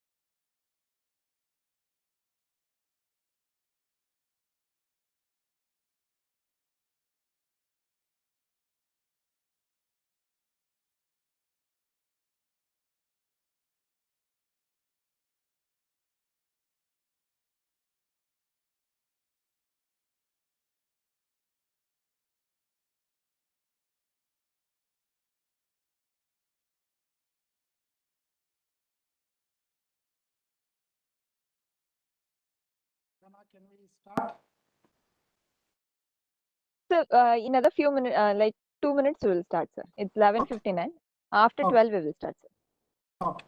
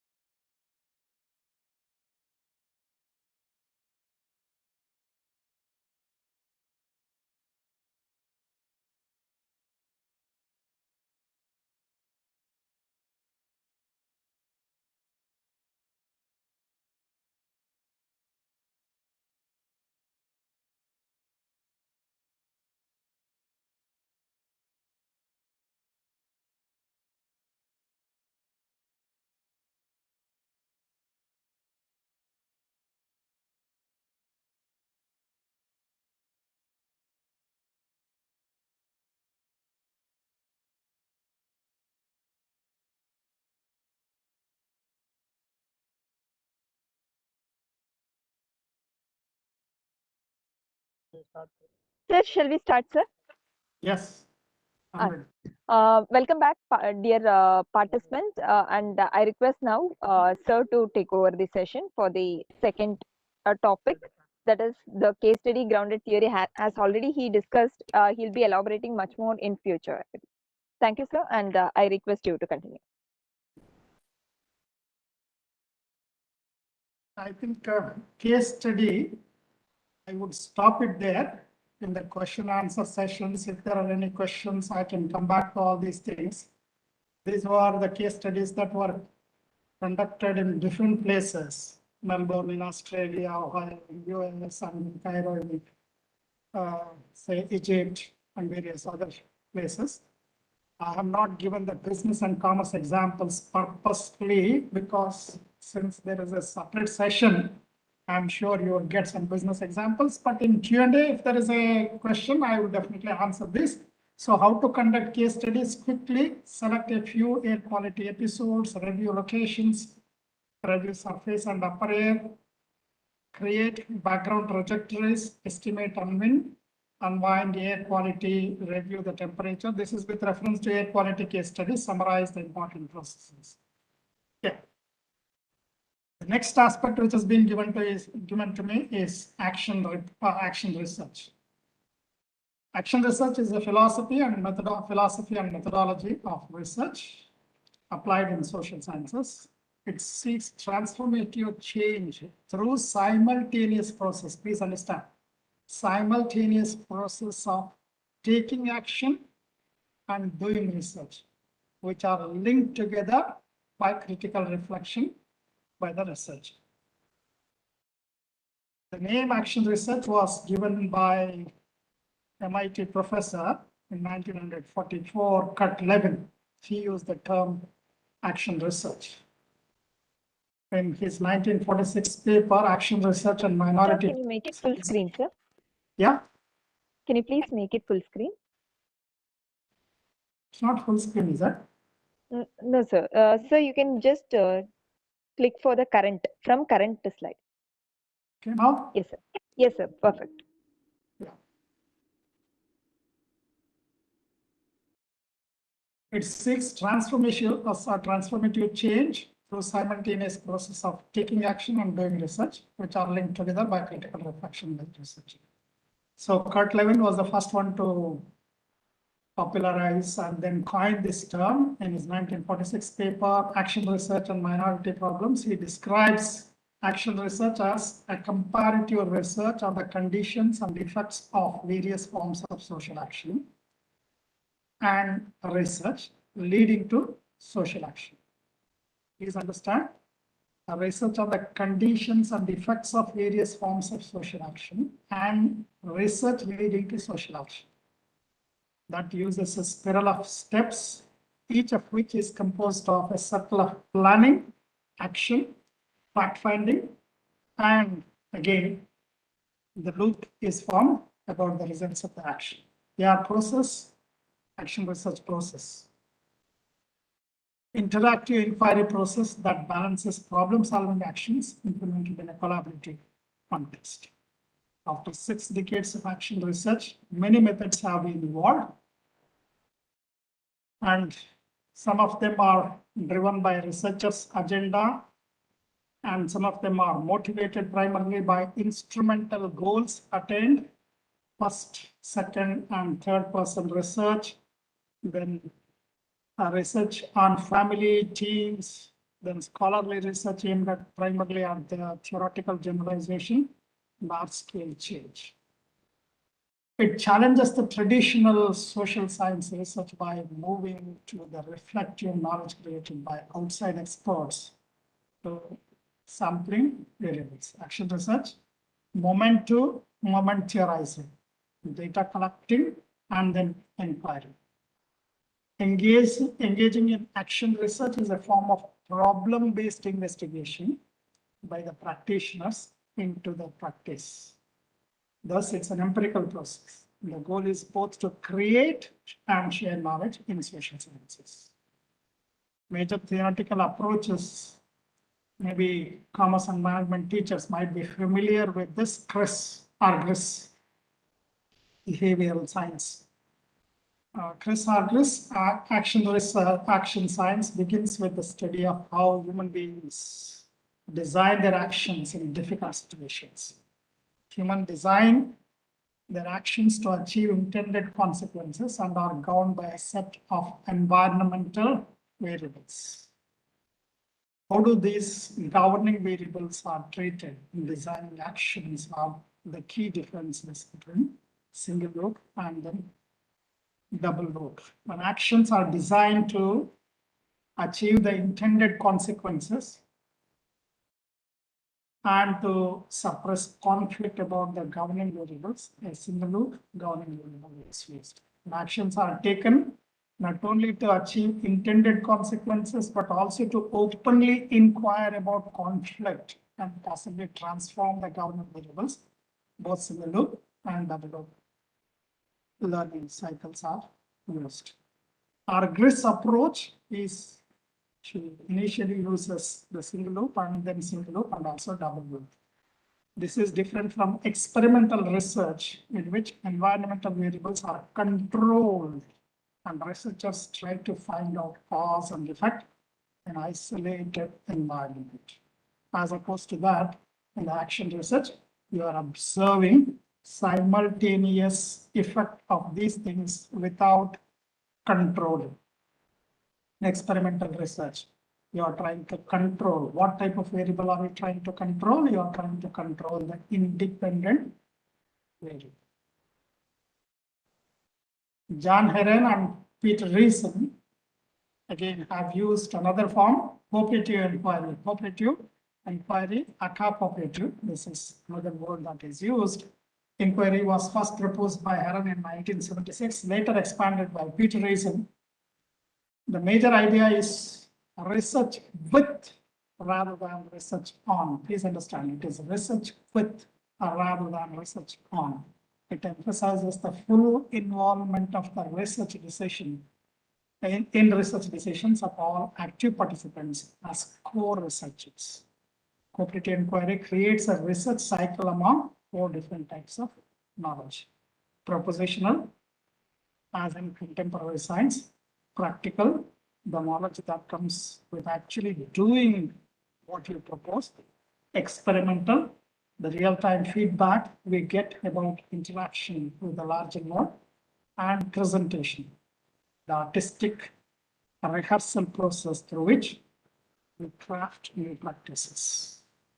At every cycle, research process includes these 4 stages: deepening experience and knowledge of the initial proposition, and then another approach in action research, follow various participatory action research. Participatory action research builds on critical pedagogy put forward by Paulo as a response to the traditional formal models of education where teacher stands at the front and imparts information to the students who are passive recipients. This was further developed in adult education models. So there are different approaches here. We published Double History of Post, that is the book. William Barris again, Living Educational Theory Approach to Action Research. Action research is very famous in educational research. He adopted the idea of ontological weight to action research. Again, action research in organization development. French and Bell were the first one to use this on organization development, organization improvement through action research.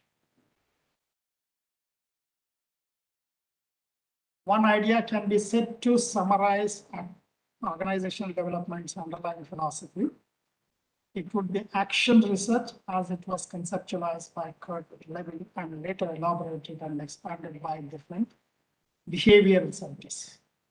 Concerned with social change and more particularly with effective permanent social change, Lewin believed that motivation to change was strongly related to action. If people are active in decisions affecting them, they are more likely to adopt new ways. Rational social management, Lewin said, proceeds in a spiral of steps, each of which is composed of a cycle of planning, action, fact-finding, and finding the actions and then the results of the steps of action research. Phases: unfreezing, changing, refreezing. Unfreezing, faced with dilemma or disconfirmation, the individual or group becomes aware of a need to change. Changing, the situation is diagnosed and new models of behaviors are explored. Refreezing, application of new behavior is evaluated and if reinforcing, adopted. These are the different processes. One is the input, transformation, output. The planning stage, data gathering, feedback of the results, action planning. This is the unfreezing stage. Then we have learning, that is the transformation process, action planning, action research, changing, and then rephrasing the results, changes in the behavior, data gathering, measuring, then rephrasing, again feedback from this to this, feedback from this to this, feedback from this to this. Please understand, this is not drawn by me. This is the figure which I had taken from Sage publication, and this is where. Okay, I think the first stage begins with series of planning actions. Second stage, transformation phase. This stage includes actions related to learning processes, perhaps in the form of role analysis, and to plan and execute behavioral changes in the client organization. This is in the context of an organization. The third stage, action research, is the output or results of phase 2. It includes actual changes in behavior, if any, resulting from corrective actions, steps that were taken. Adjustments, major adjustments and re-evaluations would return to the organization development. Again, this is the schematic diagram of, again, another process. Action research, you can start with cyclical, not linear processes. Observe and observe again, adjust, do it again. Then 9 steps, which I'll just quickly go through to provide guidance. Steps may be skipped or rearranged if appropriate. Now, what are these? I have the list again, but these are the things. Identify and limit the topic, gather the information, review related literature, develop a research plan, implement the plan, collect the data, analyze the data, develop an action plan, share and communicate the result, reflect on the results of the process. Planning stage, acting stage, developing stage, reflecting stage. These are the 9 steps which I just now went out. Identify and limiting the topic, gathering information, generating related literature, developing all those things which I have just now said. This is again another schematic diagram of action research. A worldwide expansion. Today, action research has become very famous around different disciplines, has become a significant methodology for intervention, development, and change within groups and communities. It is promoted and implemented by many institutions as the development agencies, university programs, school programs, and then various other institutions. And many of the state governments are also using action research in the case of teacher educations. A particular intervention is made and then they try to assess whether there is a change in the behavior, change in the methodologies and those things. Yeah, that's about briefly grounded theory, action research, and the case study. Now let's pass on to quantitative research design and quickly go through all these things. Jagana, one of you may have to indicate to me because at what time are we stopping for Q&A?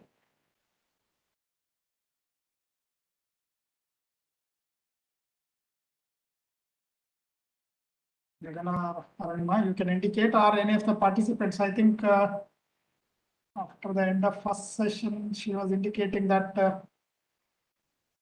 After 1 o'clock, she said, sir. Yeah, 1 o'clock. 1 o'clock we are stopping. Yes, sir. After 1 o'clock, we can have the interaction so that the forum can ask their doubts after making note whatever you have discussed. Yeah, maybe at just about 1 o'clock, you can just give me an indication that it is getting time, and after Sure, that, sir. 1 o'clock, I will intimate you. then complete.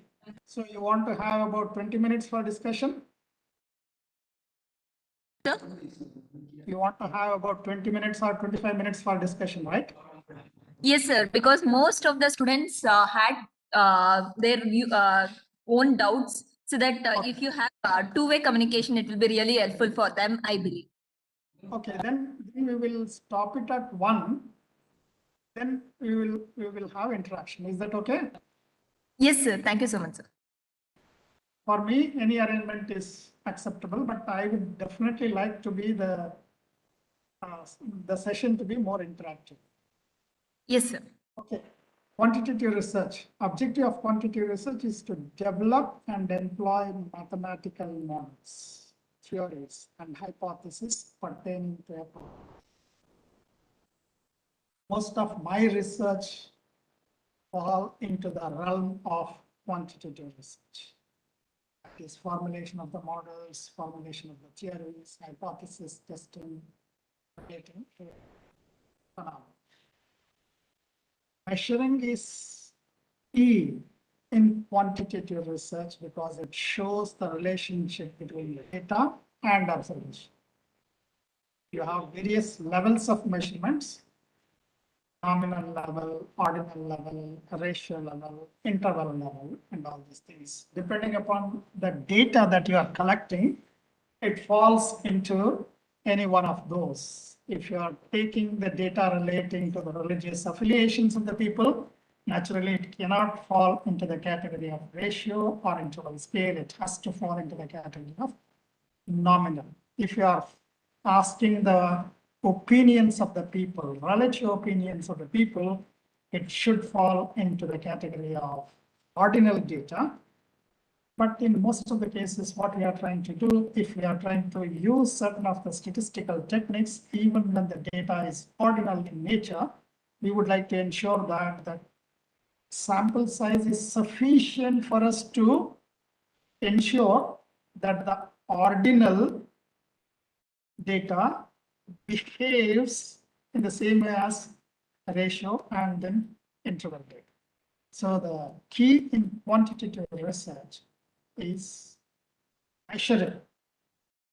That's most important. But if the data is nominal in nature, we are not trying to measure. On the other hand, we are trying to categorize them into categories to which they belong. If I collect the data about the male and female based on the gender, I'm just trying to put them into different baskets of male and female, maybe by assigning a numerical number 1 and 2. 1 and 2 is not a measurement here.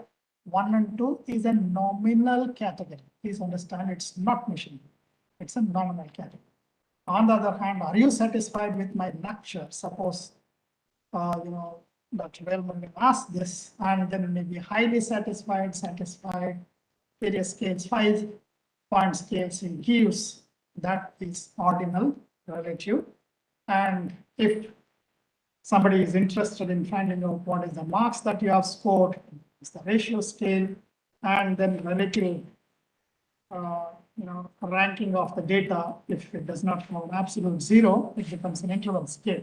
So depending upon what type of data that you are collecting, we are using quantitative measurements. That's important in all quantitative research. What is the difference between experimental, quasi-experimental, non-experimental? Quickly, it is a researcher's overall plan, that is a researcher's design, answering the research question, testing the hypothesis. That is, we have experimental, quasi-experimental, sometimes maybe non-experimental. Quickly, let's see what is this experimental. It comes from the laboratory setting where you are using certain instruments and trying to measure what happens to one variable, that is the dependent variable, if I vary the value of the independent variable. For example, if I'm trying to find out what is a type of relationship that exists between, let's say, temperature and pressure, I would vary the temperature and then measure the pressure. Maybe the relationship I find is an inverse relationship, and that is an experimental. In economics, commerce, and management, also we use experimental, but they not be exact experimental that you see in physical sciences in the laboratory setting, where the researcher has the ability to control and the means to control the variation of one variable and observe what happens to the other variable. But in commerce, management, economics, and social sciences, you may not have the ability and wherewithal to control. But at your level as a researcher, but at some other level, organizational level, maybe you have the ability to control. I can come back to those things if there are questions. Experimental research designs, the greatest amount of control over the independent agent rather than a passive observer. Again, characteristics, manipulation, control, randomization. Need to have these factors in experiment. Now, manipulation means the researcher is trying to vary the values of the variable. Let me just take this and answer.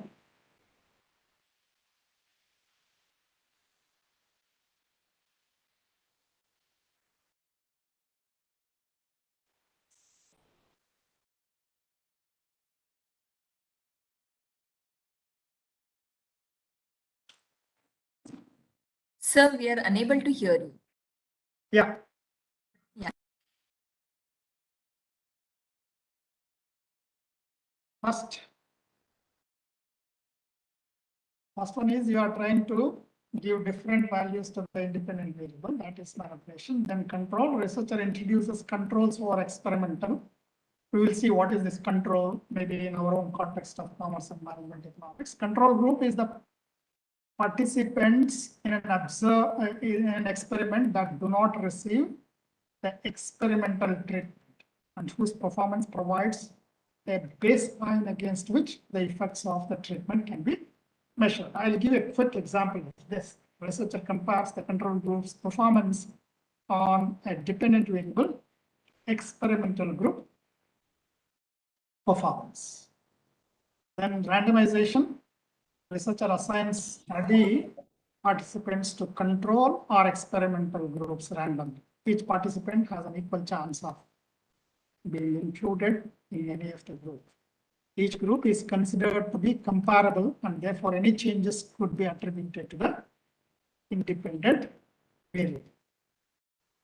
Experimental groups, experimental designs, different types. You have after only, that is post-test only design, before test, pre-test design, factorial design, repeated measure designs, clinical trials designs. These are different. I'll quickly run through this without elaborating much on this. After only, you have two groups, that is post-test only, two groups, collection of data after the intervention. Before and after, you have the collection of information, that data before and then after. Just to give a quick example of this, before the merger, what happens? After the merger, what happens? And to give after only, after the merger, what has happened? Then factorial design, manipulation of two or more variables simultaneously. That is two or more variables you are trying to assign the values, allows evaluation of the main effects resulting from intervention. Then participants are assigned at random to the combination of treatment. Repeated measures design within the subjects, a research design in which single group of subjects is compared under different conditions or different points in time. That is over a period of time, longitudinal studies. The same study participants are used to evaluate more than one treatment or intervention. Participants are randomly assigned. Participants serve as their own control groups. Now, experimental, again in clinical trials, involves the testing of clinical treatment, random assignment of participants to different experimental and control group. A large sample normally can be across the world to increase the generalizability. Use before and after or depending upon what you try to do. Then experimental groups are quick, most powerful for testing cause and effect. Some variables cannot be manipulated. It may not be feasible in certain cases. Potential of Hawthorne effects. Being in a study causes people to change their behavior. Are you getting this noise from background? Should I go and tell these people? You are hearing some noise? No, sir. Huh? No, sir. Okay. No, sir. If there is no noise, okay, because people outside are talking and therefore if you are hearing noise, you please tell me. Okay. To reduce the potential effects of Hawthorne effect, I'm sure commerce and management teachers and researchers would know what is this Hawthorne effect. Researchers use double-blind experiments. Neither researcher nor participant know who is getting which treatment. In Hawthorne experiments conducted by Elton Mayo and group, what was happening was, if people come to know that you are observing, your behavior will be different. If people know that you are not being observed, you are alone, and then your behavior will be entirely different. Then we have quasi-experimental, that is, we are trying to use this in certain cases, exact experimental. Quasi-experimental involves manipulation of an independent variable, lacks either randomization or control group or both. It may not be possible certain times. Weaker than experimental designs, uses the term comparison group instead of the term control group, also known as pre-experimental group. Non-equivalental control group design, time series design. let me just, because I'm getting disturbed, I have to tell them. One.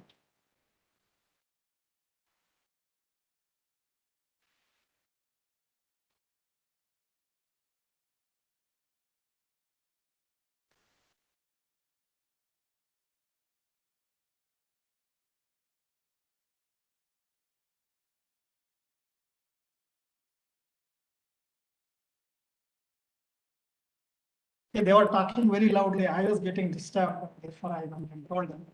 Okay, quasi-experimental, non-equivalental control group before and then after. Again, time series design has neither control group nor randomization, involves collection of data over an extended period of time and the introduction of intervention during that period of time. Therefore, data is collected before the intervention, multiple collection points, and again after implementation, multiple collection of times. Quasi-experimental have their advantages and then disadvantages. Then non-experimental. And non-experimental is used where independent variable cannot be manipulated. Used when it is unethical to manipulate the independent variable. Useful in descriptive studies. Again, the types ex post facto, that is correlational studies, and the descriptive studies. The description of correlational studies studies the relationship between two or more variables, no control or independent groups. Again, retrospective, prospective, descriptive are trying to describe a phenomenon, and therefore the purpose is to observe, describe, and document aspects of a situation. When to use multiple points of data collection, cross-sectional, that is, time period is one, but the respondents are observed across, or companies are observed across different company 1, 2, 3, 4, 5 for the year, let's say 2001 is cross-sectional. Longitudinal, collect the data over an extended period of time. That is, over a period of time we are trying to use. Reliance company, let's say from 1990 to 2021, it becomes longitudinal. Cross-sectional, if Reliance company and then say RIL, Infosys, and then Wipro, then different companies observed for the year 2021, that becomes the cross-sectional. If you have both cross-sectional and then longitudinal, that is, you have the time series data, you also have the cross-sectional. What does it mean? Let's say you have the census 30 companies, and you have collected the data of these 30 companies starting from 1990 to 2021. You have all 30 companies data for 1990, all 30 companies data for 1991, 92 up to 2021. 1990 data for 30 companies is cross-sectional. 1991 data for 30 companies is again cross-sectional. But 1990 to 2001, 2021, if I am taking all 30 companies, all the years, it becomes what is called as the panel data. Panel, that is, you have the combination of both the longitudinal observations and cross-sectional observations, and you want to study the effect of both longitudinal observations and cross-sectional, you use that panel data. So when you are trying to use the techniques like regression, you have to see what is the type of data that you have. Is it a cross-sectional data or longitudinal data? Or is it a combination of both cross-sectional and then longitudinal? This is the explanation. Trend studies, panel studies. I was just trying to say that you have a panel data, then the follow-up studies. Major purpose of research is to design, maximize researchers' control over the research design. Control, that is the group on which no treatment is given. That is, you are not trying to do any manipulation of the variable there on the control. Experimental, you have again controlling external factors. Sometimes we say external factors need to be controlled, but please understand, unlike in the physical sciences where the experiments can be conducted, let's say in a laboratory setting where you shut all the doors and then see that the air does not escape. It is not possible to do that in commerce and then management. If the Reserve Bank of India wants to study how the repo rate is going to affect the inflation in the country, you cannot say that I'm going to control everything in the world. The Reserve Bank of India does not have control on everything in the world, and therefore strict controls on the independent variables may not be possible. So, but we need to understand the effects of this. Intrinsic factor, methods of controlling intrinsic factor, internal validity. You have the threats to internal validity, history, selection, maturation, all these things.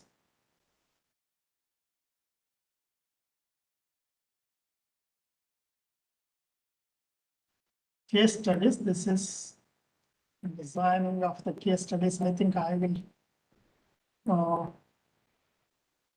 not get back to the case studies. Now, just for the quantitative research designs, one of the things that everybody, when you are trying to use these things,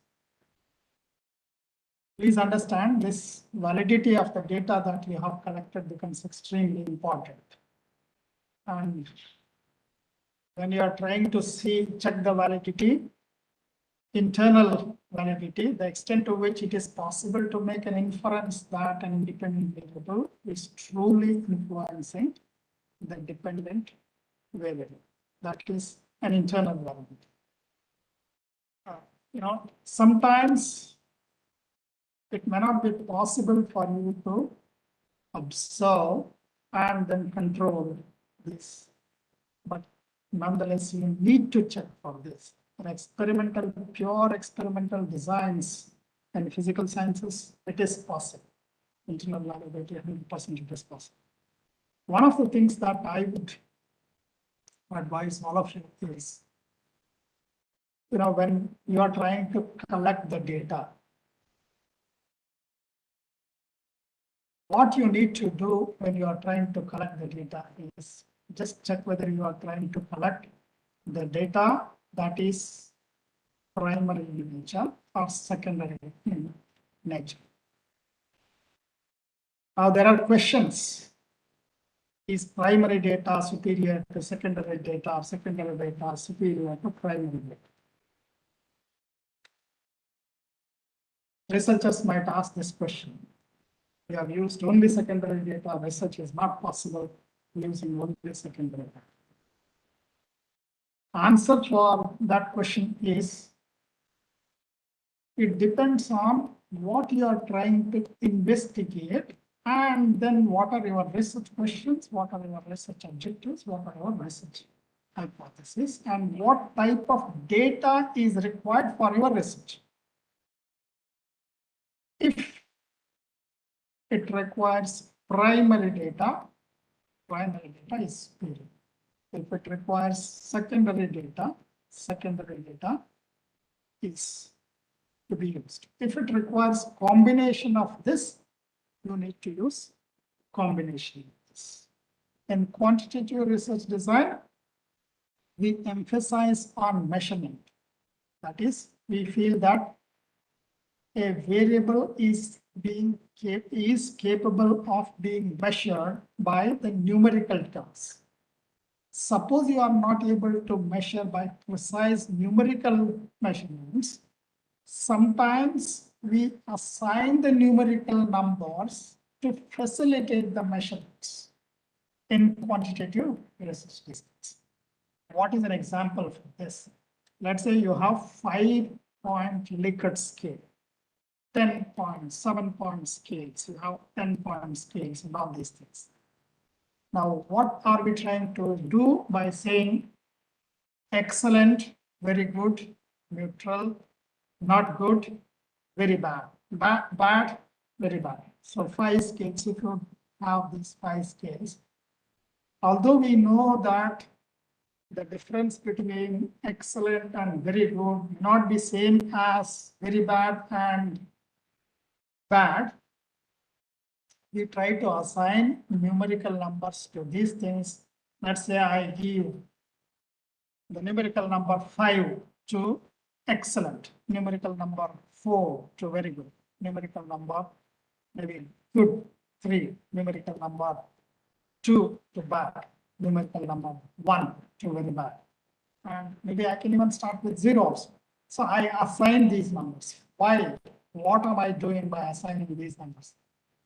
Please understand, when I am assigning numerical number to a scaled variable, these are not nominal measurements. These are not named categories. I'm trying to capture the effect of this by assigning a numerical number. Now, why am I doing this numerical measurement?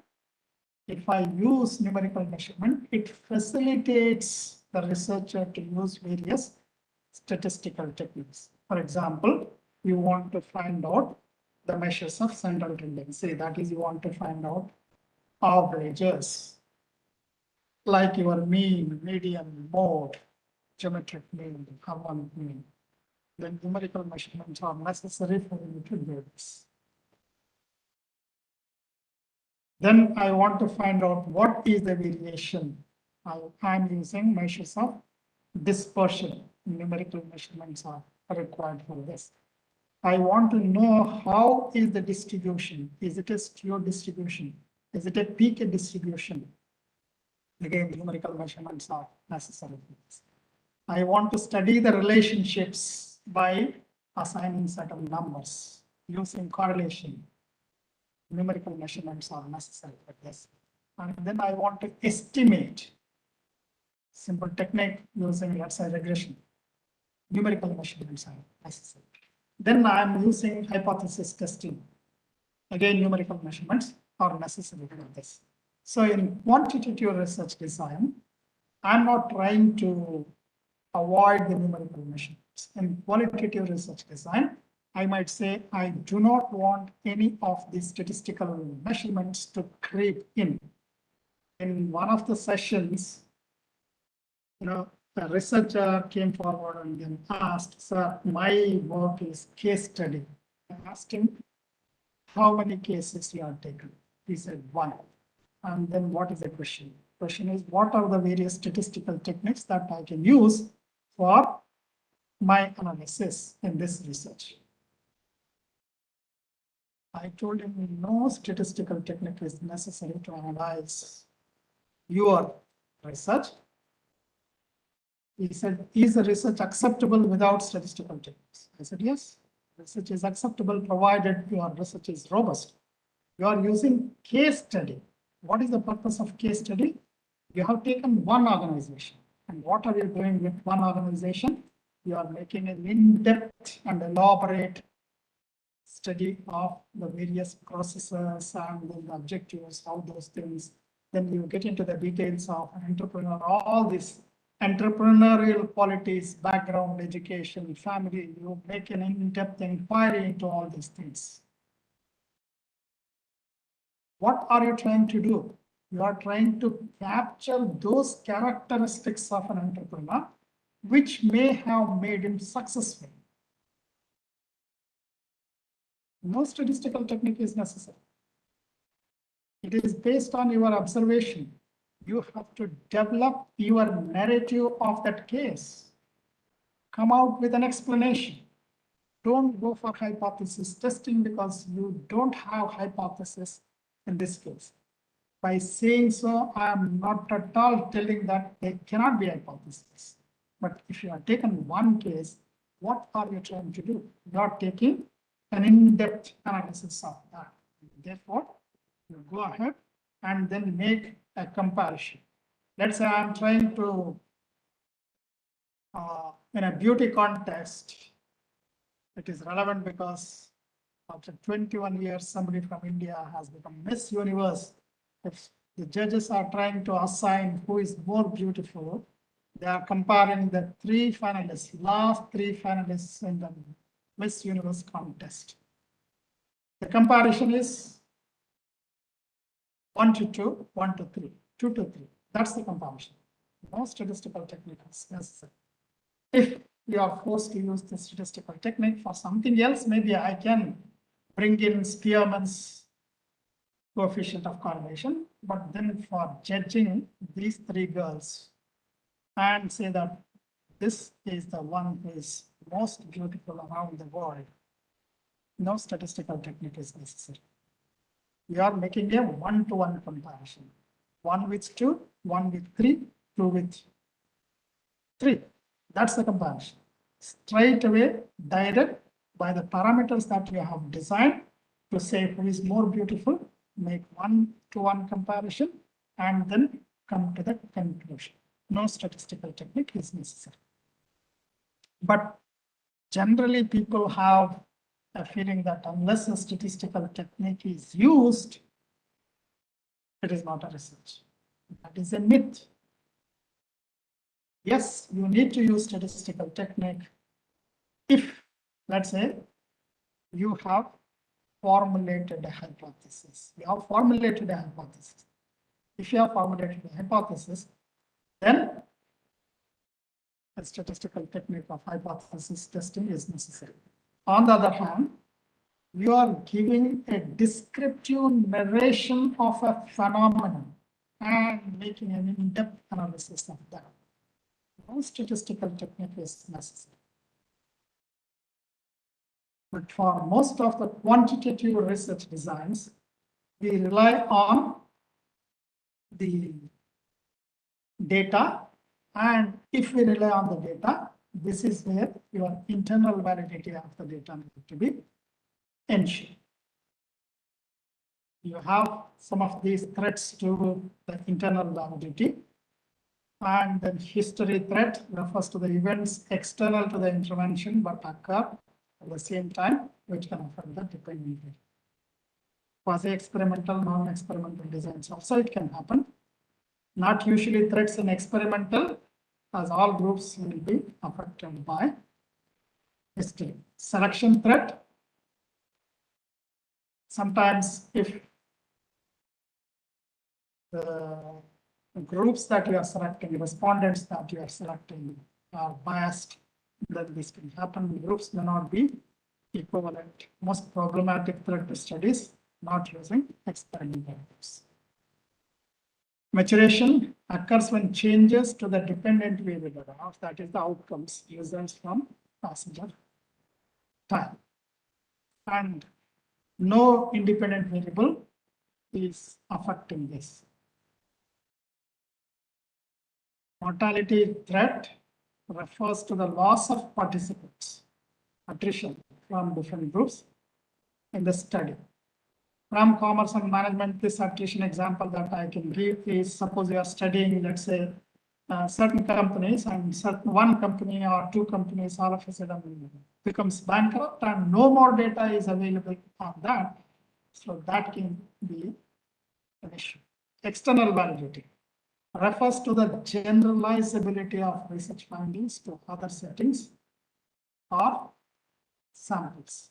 Normally in quantitative research designs, our objective is generalizability. Why are you using a representative sample? Representative sample is used to generalize about the population by studying the characteristics of the sample. Therefore, it is necessary that the sample that you are taking represents the population on which you want to draw your conclusion. That is generalizable. And in the process of generalizability, certain errors might creep in, and in the hypothesis testing, those errors are put in the form of alpha and then beta, type 1 error, and then type 2 error. So in the external validity, this is generalizability problem. Does intervention work in another setting or different groups? A good sampling design increases chance of generalizability. This is about the external validity. Now, some of the materials that I have taken is from this particular book. case study, if there is a question, I will come back to the case study. But if I have to give the examples of the case study from a business, maybe if somebody is working on business examples, if somebody wants to know how an entrepreneurial success is to be studied, you can take the case study, let's say, of Dhirubhai Ambani, who never had the formal education of entrepreneurship in any of the business schools. But he went on to become one of the most enterprising entrepreneurs. And you as a researcher is interested in finding out what are the qualities of this man who became such a huge and roaring success as an entrepreneur. A case study you can use, case study research. And if you want to take another case, what happened to this company, which was a roaring success, and why this company is nowhere in the picture today. Everybody is using mobile phones. Not long ago, this Yes, all was the darling of the entire mobile set market. But today, nobody wants these sets. So which company am I talking about? Nokia. Yes, Nokia. Nokia never understood when all these smartphones were developed by Samsung and then other companies that it can affect their market share to such a great extent. But today it's a reality that Nokia has absolutely no market share. It has, but very insignificant and then minuscule. So for a period of time, what has happened? So if somebody wants to make a detailed study of these things, that becomes an in-depth study. Is it time? 1 o'clock? It's 12:50, sir. 12:50. Okay. All right. Now let me just give you one example of what is this control group and then experimental group. I ran through these things. Control group and experimental group, for us to understand how these things work in all these cross-sectional and okay. I don't know. I'll not go to that slide, but I'm sure you'll be able to understand what is this control group and what is this experimental group. I'll take one of the common examples just to illustrate how this control group and experimental group works. There is a saying about common cold. If somebody catches cold, normally we have a tendency to go to the doctor and say that we have the cold, and doctor gives some medicine. But amongst the people, there is a common perception. That common perception is if you take medicine, cold can be cured in 7 days. If you do not cure, take medicines, cold can be cured in 1 week. Are you getting my example? If you do not take medicine, Yes, sir. cold can be cured in 1 week. If you take medicine, cold can be cured in 7 days. Can you tell me in this example, which is an experimental group, which is a control group? Anybody? Can you unmute and tell me? experimental group is those who are taking medicines. Experimental group or control group? Madam, can you repeat? Those who are- Experimental group is those who are taking medicines, but Yes. the result is the same. The 7 days or 1 week are same. And though Yeah, go ahead. Yes, you're right. the Yes, those who are taking medicines get the same result, even though they are that the group another group is not taking the medicine, they cured the cold without taking medicines. Yes. Therefore, here the control group is the group which did not take any medicine. Experimental group is the group which took the medicine. Now, let's say a company claims that my medicine is 99% effective in curing cold.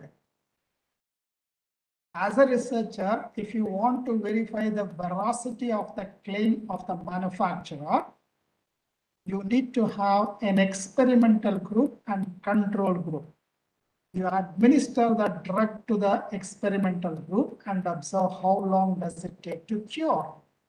You observe the group which did not take any medicine, that is, do not administer any medicine to this group, and observe how long would it take to cure the cold. If it has taken 1 week for the control group to cure and 7 days for the experimental group to cure, you can say that, yes, what would you say about the effectiveness of the drug? Anyone? Anyone from the May or participants? may not be effective. Yes?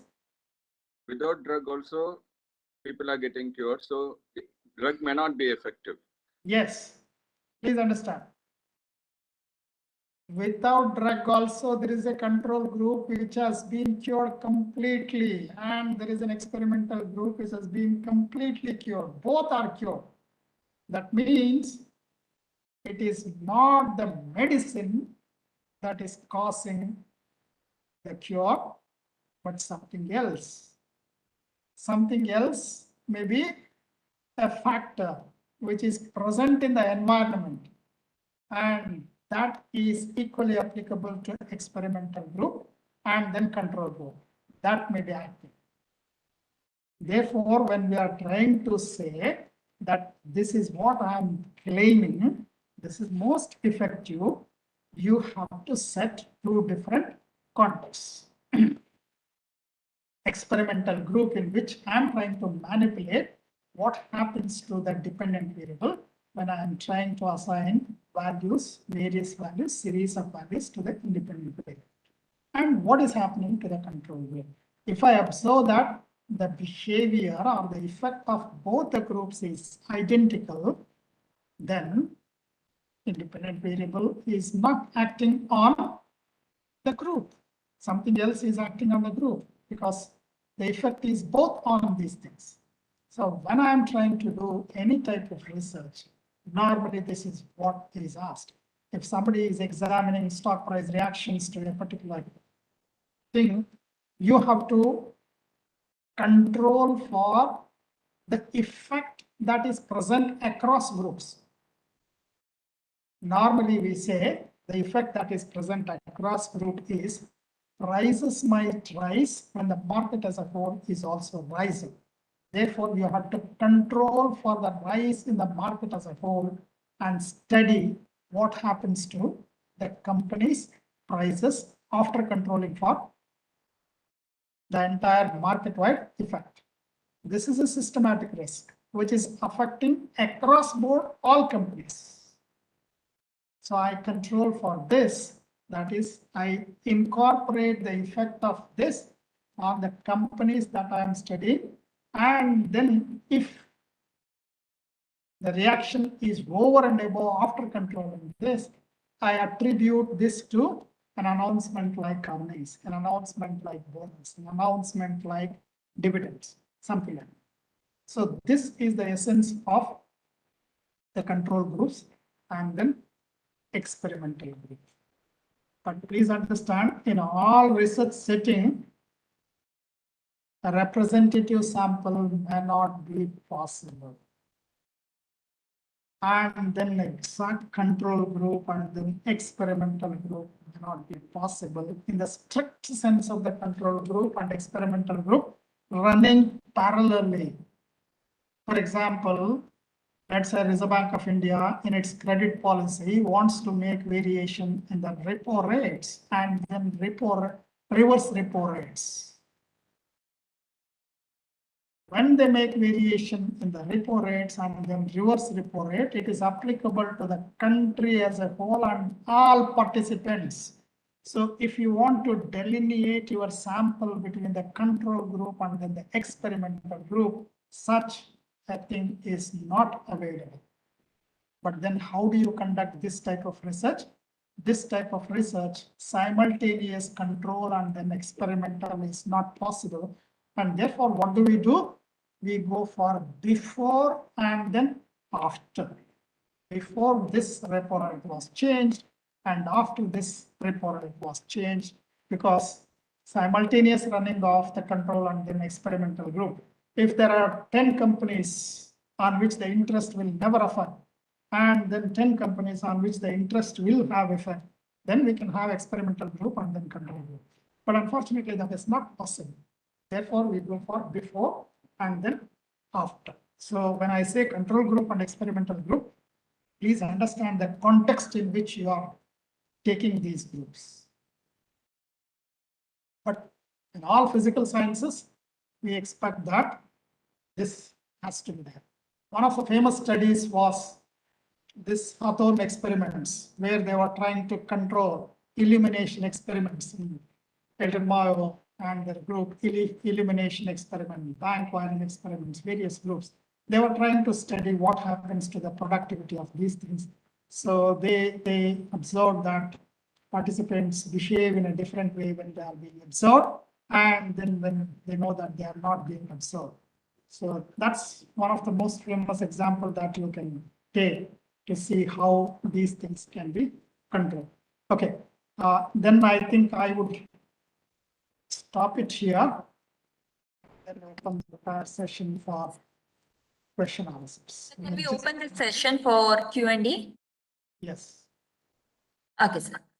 I request participants to raise their questions on any of the topic which is discussed by Professor. I repeat, session is open for discussion. Yeah, good afternoon, sir. I'm Surya Kumar from Bharatiyar University. This is regarding internal validity and external validity, sir. So when do we check, even after the results, do we check for this, sir, whether it is internally valid and externally valid? When do we check this? Based on the results? Yeah, this has to be checked, please understand. The instrument itself, internal validity, you cannot check after the results. That is where your pilot study and some of these things become important.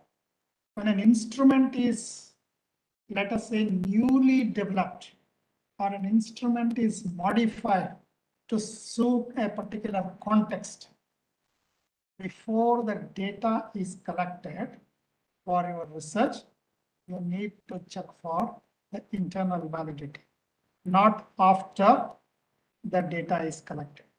And then see these generalizations, you have to check whether your sample is adequate and then representative on some of. Adequacy is something that is the number that we are talking. Representative is something that is whether you are taken the number sufficient enough to capture the variability. You know, when people are talking about this, people have a notion that larger the size of the population, larger should be the sample size to make it representative. Suppose I am taking a representation sample from Bangalore city where the population is more, and then taking sample from Kasaragod city where the population is less. I have to take more sample size in Bangalore, less sample size in Kasaragod. This is a general notion. This is a myth. You need not take larger size merely because the size of the population is more. Now, what is it that guides to make it a representative one? You have to see what is the variation in the population characteristics. You have various procedures for that to make the sample representative. one of that sample size determination, that is, let's say n, you have a formula for n, that is sample with replacement, without replacement, finite population, infinite population, and all these things.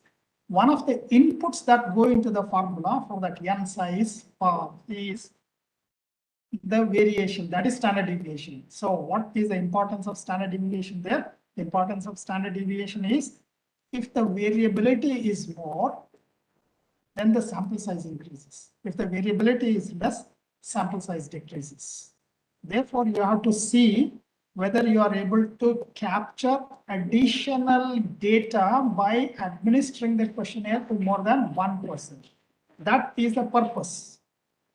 So when we are checking for the internal validity and also the external validity, you have to check whether your instrument or data collection method captures the data that you intend to collect. If the instrument captures the data that you intend to collect, you are ensuring internal validity. That has to happen before the data collection, not after the data collection. Did I answer your question? Yeah, thank you, sir. You are saying that internal validity should be checked in the pilot study, sir. Is that right, sir? Ma'am, can you be clear? Sir had said that internal validity. You are mute, I think. You are mute. We are not No, able sir. to. She's not mute. She's audible. Only thing is that she has to come near to the voice. Like Not able to hear. Sure. Madam, can you be a little louder? Hear me now, sir? ma'am, can you please type it in the chat box so that I can ask to the resource person? If you are able to hear, Gagana, you can take that question and then repeat it. Sure, sir. Sure, sir. I requested participant to post the question in the chat box. I'll read it from the chat box. Next participant, if you have any doubts, you can just unmute and ask to resource person. Your mic is not working properly. You can put it on the chat box. If it is working, you can unmute and then ask questions. Hello, sir. Yes, ma'am. You can introduce yourself and you can ask the question. Yourself? Hello. Sir, this is Vairasi Ramani from Pondicherry University. Sir, I have a doubt whether the empirical research and quantitative research are both one and the same or it differs, sir? Can you repeat? Empirical? Empirical research and quantitative research are one and the same or different, sir? See, empirical research is, you have empirical, quasi-empirical, and these things, different types I gave, just one.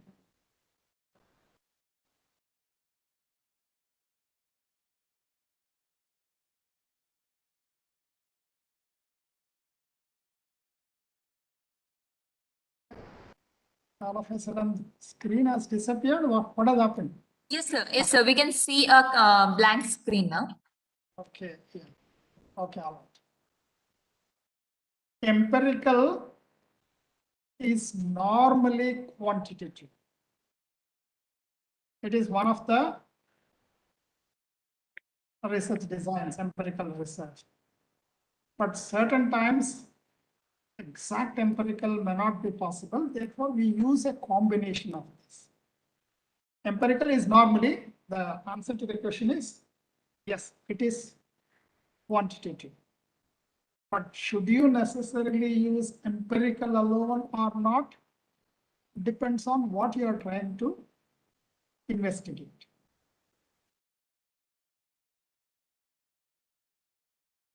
Okay.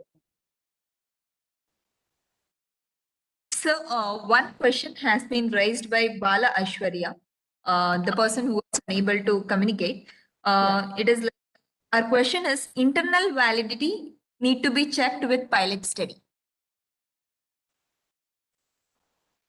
Yeah, see, there are different ways of testing internal validity. Even before internal validity, as a pilot study, I would say if you are developing an instrument, you can test by going through the instrument by yourself. And then you can discuss with, let's say, somebody who is an expert. You have somebody who knows the instrument development process. You go and discuss. And then you understand whether the instrument conveys the same thing. Then I would go ahead and then put it this way. You have developed an instrument.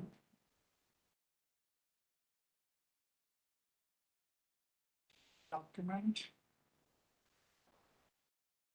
There is some type of annotation request. I don't know what is from the participants. Okay, I'll just approve. What is this annotation? I did not understand. Start annotating. All right. What about standardized tools? Even for if I'm using a standardized tool, should I check for internal validity and the thing? Just 1 minute before that, I'll just complete this. Now, when you are trying to validate this for internal validity, you have developed an instrument. One is you go and discuss with your colleague or expert who is well versed with this. Another one, let's say after all those discussions, you have finalized the instrument. I would suggest you to test the internal validity of this instrument, let us say internally by yourself. Now, how do you do it? It is difficult, but possible. Put yourself in the position of a respondent. Don't put yourself in the position of a researcher who has developed this instrument. Put yourself in the position of a respondent. That is, step into the shoes of a respondent and take the questionnaire.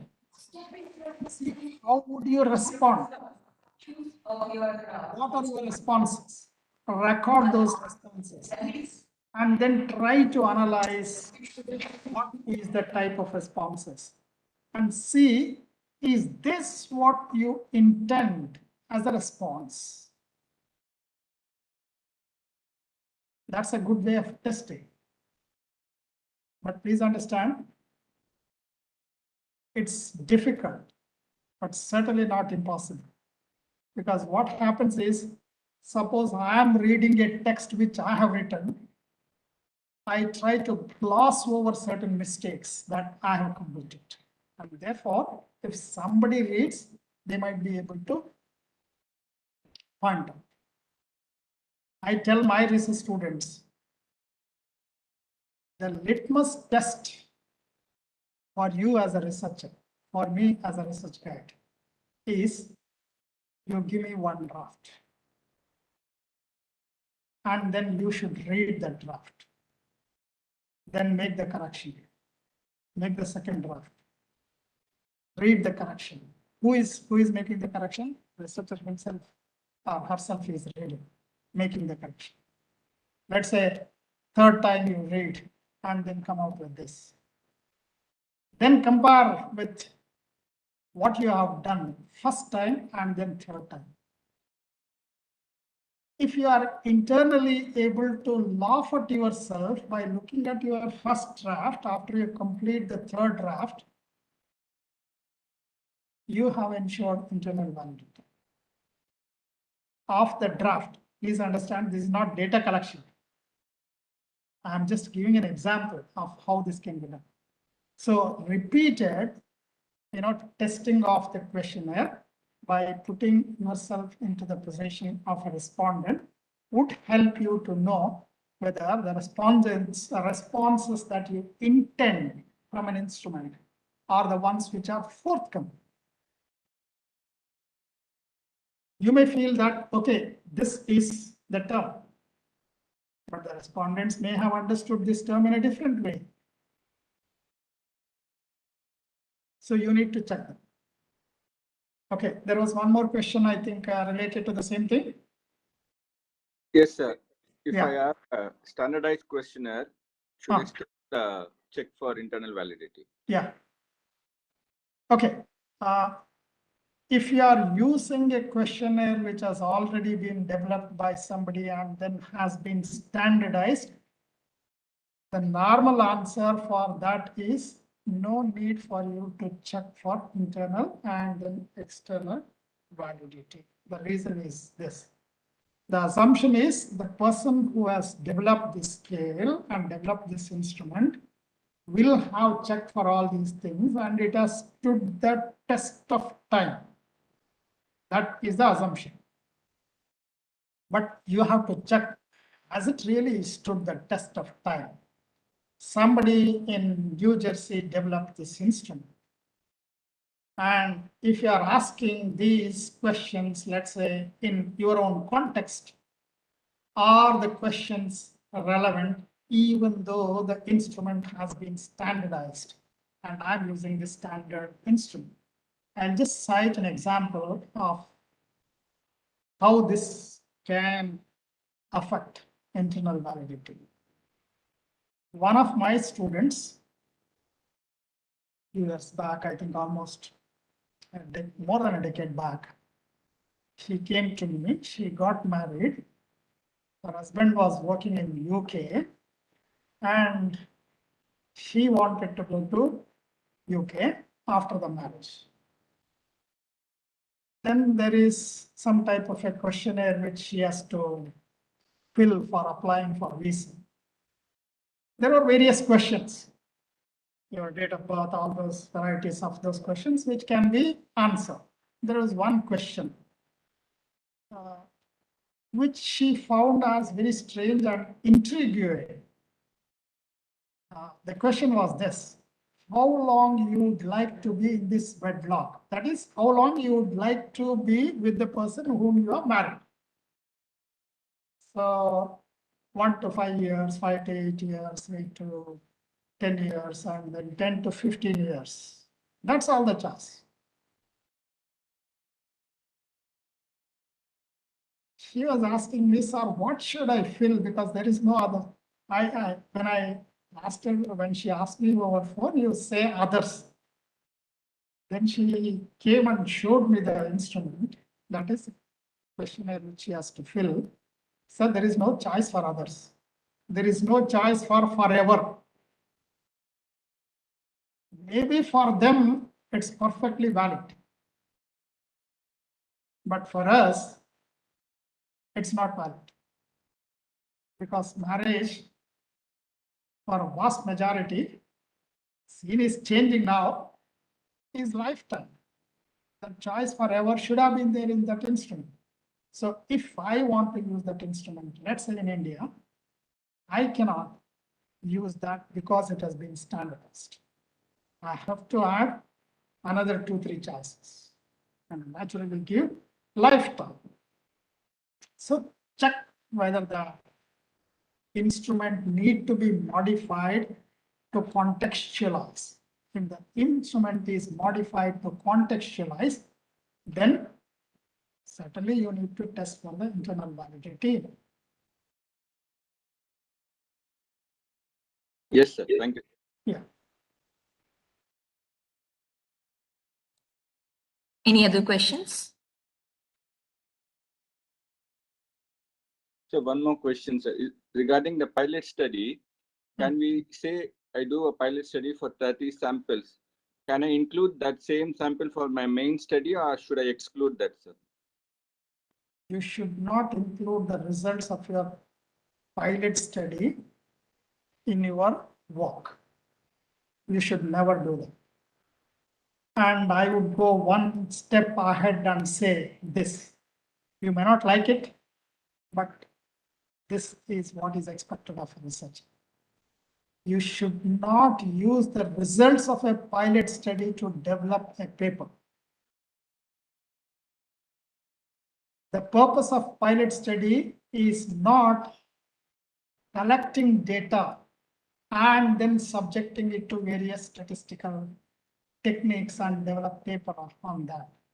The purpose of pilot study is to test the instrument and test the context and see how the response pattern is forthcoming, and then you want to modify these things and understand on your own, is this what I intend by this type of response? Am I capturing the type of data that this study requires? Therefore, you should never include the results of the pilot study in your final. Okay, sir. So there is one question from Vishal Krishnan. He has asked, he has given his own example for the grounded theory, what he has taken for his research work. It's titled as Mainstream Consumer Driving Electronic Two-Wheelers, a Qualitative Analysis of Response and Evaluation. So he has given objective stating to report a qualitative analysis of responses to electronic two-wheelers. And he is using semi-structured interview. Whether it is fine or not is question, sir.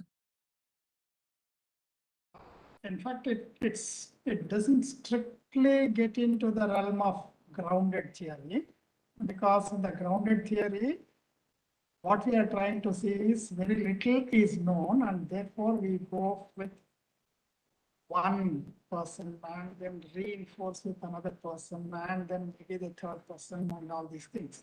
We are trying to explore.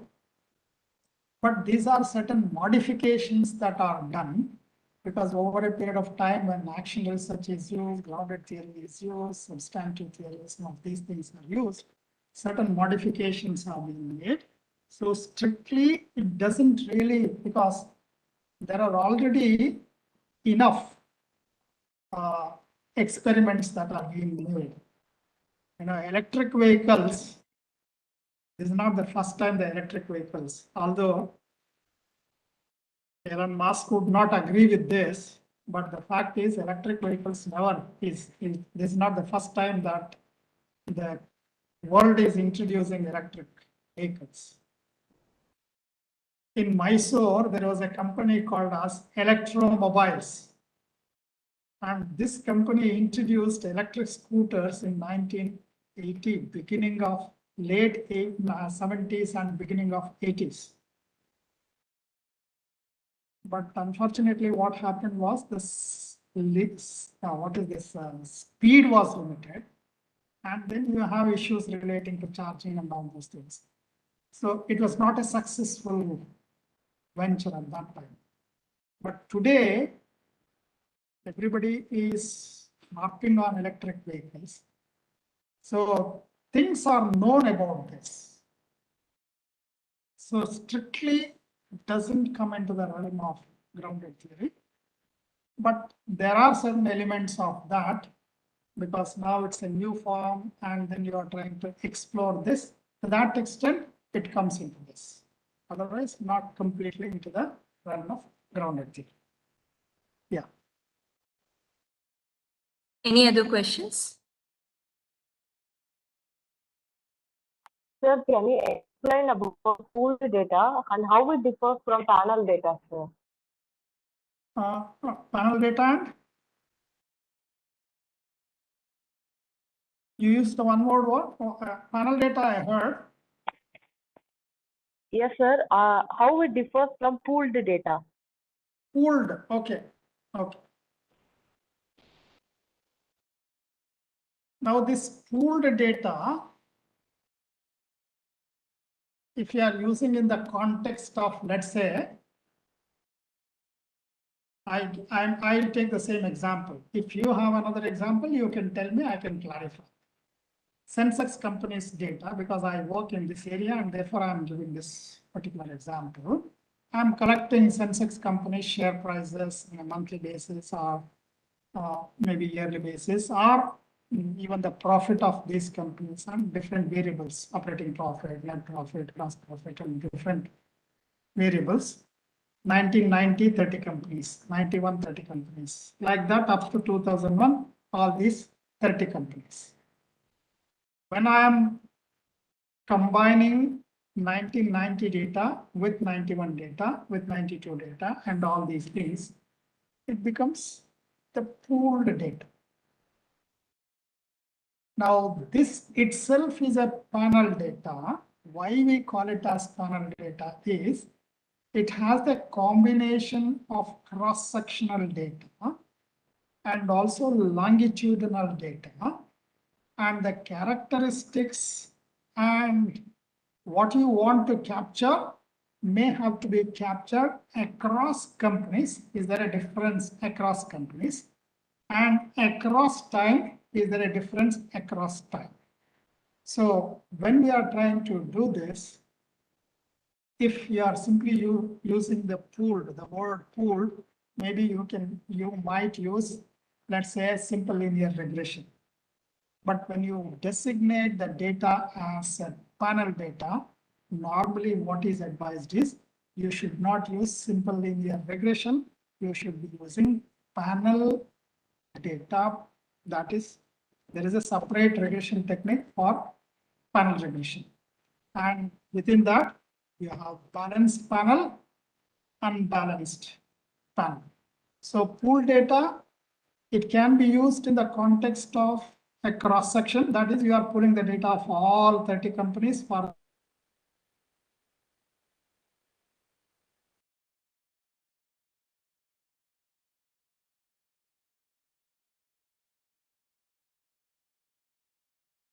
Dear participant, I think there is some technical error. Please wait for a few minutes. I think resource person's network issue has been interrupted, I think.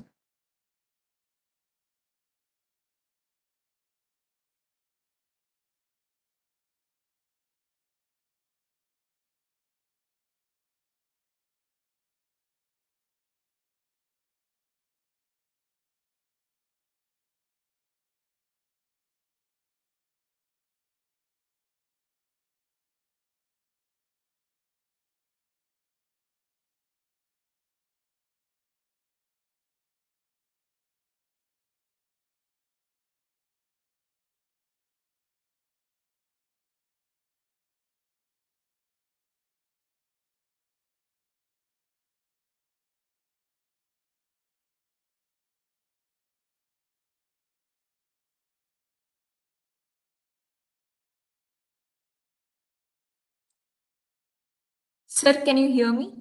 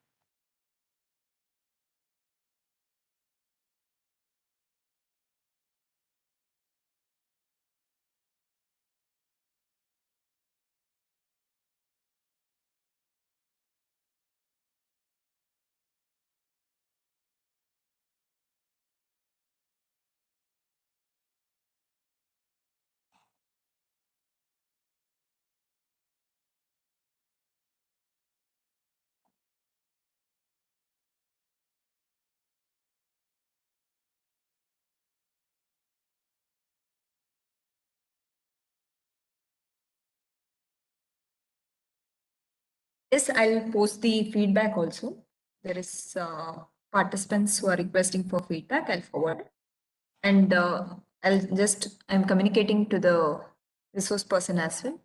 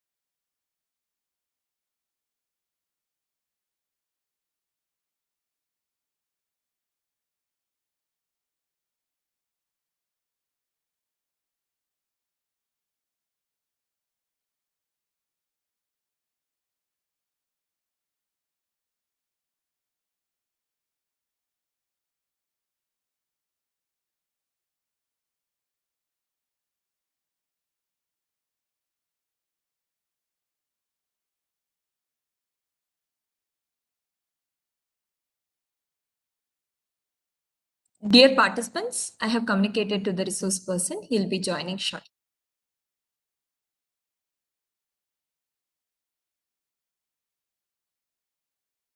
And I have forwarded feedback link in the chat box. You can fill it.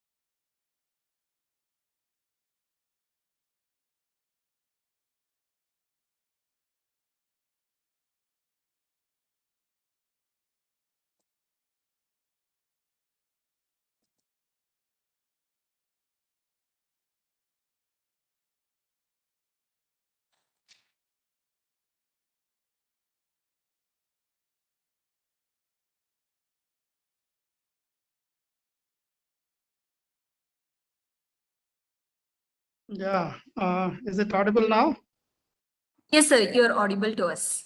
Yeah, because system I'm not able to log in. I was trying. There is some problem. No issue, sir. You can join over the phone and can communicate over the phone. Yeah. Okay, sir. Yes. Any other questions?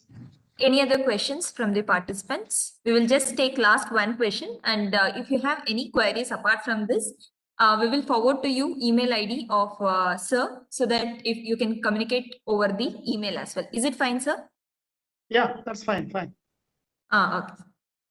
We will give opportunity for one last question. If anyone have question, they can raise. Okay. As there is no further questions from the chat box as well as from the participants, now I request any one of the participants to unmute and give your feedback on the session.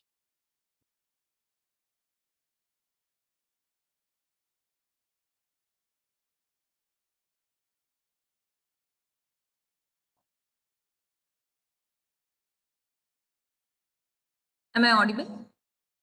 Participants? Are the participants there or they are left? No, Hello? sir, they are there. Yeah, okay. Yes, ma'am, you're audible and you can introduce yourself and give your feedback. I shall be from Tanjavur. Sir, your session is very interactive, sir. We are asked many questions. You have patiently answered these questions and your explanation are very much pleased, sir. Thank you so much, sir. Thank you. Thank you very much. And you are most welcome. And I wish you all the best. I hope that the sessions that you have in this ICSSR workshop will help you to refine your research and you would be able to come out with good research papers. Thank you, ma'am. Anyone else? Someone was talking. Anyone else have anything to say? Hello, sir. Am I audible? Yes, Yes, you are yes, audible. ma'am. Sandhya, ma'am, you are audible. Please continue. Sir, I am Shadia. I am doing PhD in Psychology Department of University Madras. So the session was really wonderful. Actually, you use the examples. It was really helpful. Every example and everything. The session was very deep and informative. It's thankful to you. So thank you so much, sir. Thank you. Thank you. Thank you. As time for every good thing, there is end. There is sad part of this. And this was an opportunity given from the ICSSR that we can communicate to the best people across India to pool the people who are intellectual and in-depth knowledge on the research.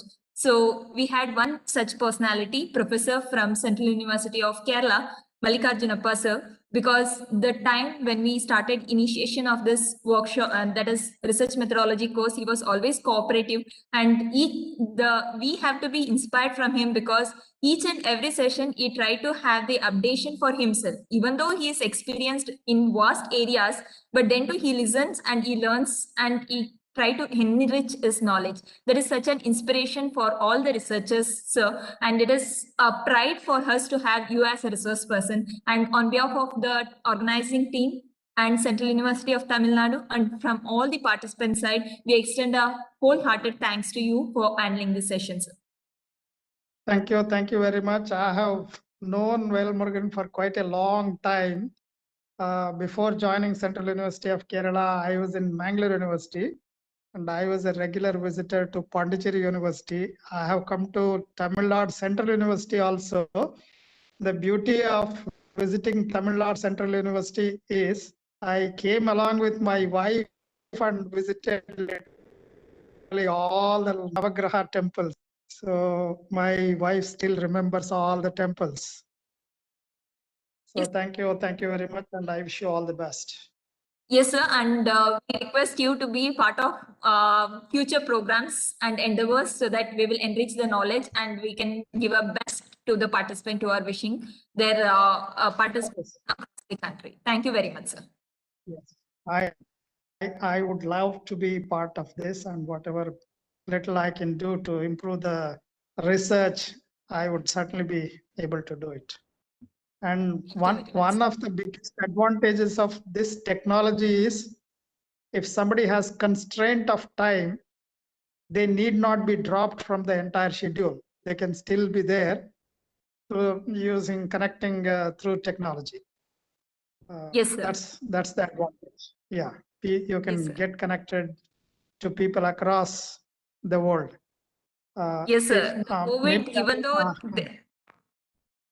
the people across COVID stating that it has made us to be economically backward and all, but when it comes to the technology, that is the communication through the technology for learning the concepts, after the COVID period, we can see that we can get connected to the people from abroad, we can connect it to the people from various higher institutions, and also to the great personalities, where they can share their knowledge to the participant from wherever the location they're staying. So that is the greatest advantage I also feel, sir. Yeah. Gagana, what I'll do is, yes, sir. Today at 7 o'clock, yes, sir. There is a very good discussion of the paper, presentation of the paper, discussion. These are people from abroad, but they have worked on India. Both are Indians. It is being conducted by IGRO Foundation. One of the professors who is working on corporate governance, Professor Lakshmi Narayanan, he is the discussant, and Manpreet Singh, he is the one who is going to present the paper. Okay, I will forward this information to your. This number has WhatsApp. Yes, sir. This number, I think this is our number has WhatsApp. Text us. Yes, sir. Yeah, I'll send it, and those who are interested in joining, the timing is little odd for simple reason. Most of these would be in the odd time. Yes, sir. You know, US time is 10.5 hours behind us. So it is at 7 o'clock in the evening today. Yes, you can send it to all the participants, and those who are interested can get into this, because these are research papers being discussed, presented, and then discussed. Sure, sir. I will communicate to the participants the link, so that interested participants who are eager to learn on various studies with concern to India, and it has been presented in abroad, can be enlightened for us too. Yes. I'll do it, sir. Yeah, I'll be definitely joining, because I have been part of this particular group. Sure, sir. Long time. But I'll share that information to all of you. So sure, participants, if you are interested, you please contact either Aranima or Gagana. They would be able to share the entire thing. And you can send it to your contacts, no problem. There is no restriction on the number of people. It is also on the WebEx Meet. But timing, you may have to bear with the organizers. Thank you, sir. Fine. Yes, thank you very much. And there is a And lot of I wish you all the best. appreciation in the chat box as well, sir. The participants were really happy with the presentation, and they are telling that they were completely, the session was really informative, and they got a lot of knowledge on the topics. Thank you once again, sir. Okay, thank you all, thank you. Thank you. Ethnography, when is Gagana, when is ethnography? Because I would like to join since it is being discussed by the anthropologist. Yes, sir. Once again, sir, I'll just tell you the schedule. I'll check up the schedule. I have the schedule with me. I'll check it. Okay, sir. Okay. You have it right now? It is not this afternoon, right? Yes, sir. Today afternoon, sir. Afternoon is dealing with this it. afternoon. Oh, this afternoon only. Then I think I'll join. Okay. Fine. Okay, I'll join. So today afternoon we have session on ethnographical research, phenomenological and ethno-methodological perspectives. Yeah. It is presented by Professor Sudhakar Rao sir from University of Hyderabad. Yeah, I think that is, he is from anthropology or no? Yes, sir. He is from anthropology, Department of Anthropology. Yes. Central University of Hyderabad, right? University of Hyderabad is Central University. University of Hyderabad is nothing but the Central University of Andhra Pradesh. Sorry, Telangana. Central University of Andhra Pradesh is in Anantapur. University of Hyderabad is in Hyderabad. Yeah. Oh, okay, sir. Thank you, sir. Fine. Thank you. Thank you so much. And dear participants. Thank you. I'll be visiting. Yes. Thank you so much for staying 10 minutes extra. I think you people were really informative on all those aspects. That's why I can see that more of the participants still online after the scheduled time as well. And now it's time for the break, and we will continue for the next session sharp at 2:30. And thanks a lot. And we will meet back at 2:30.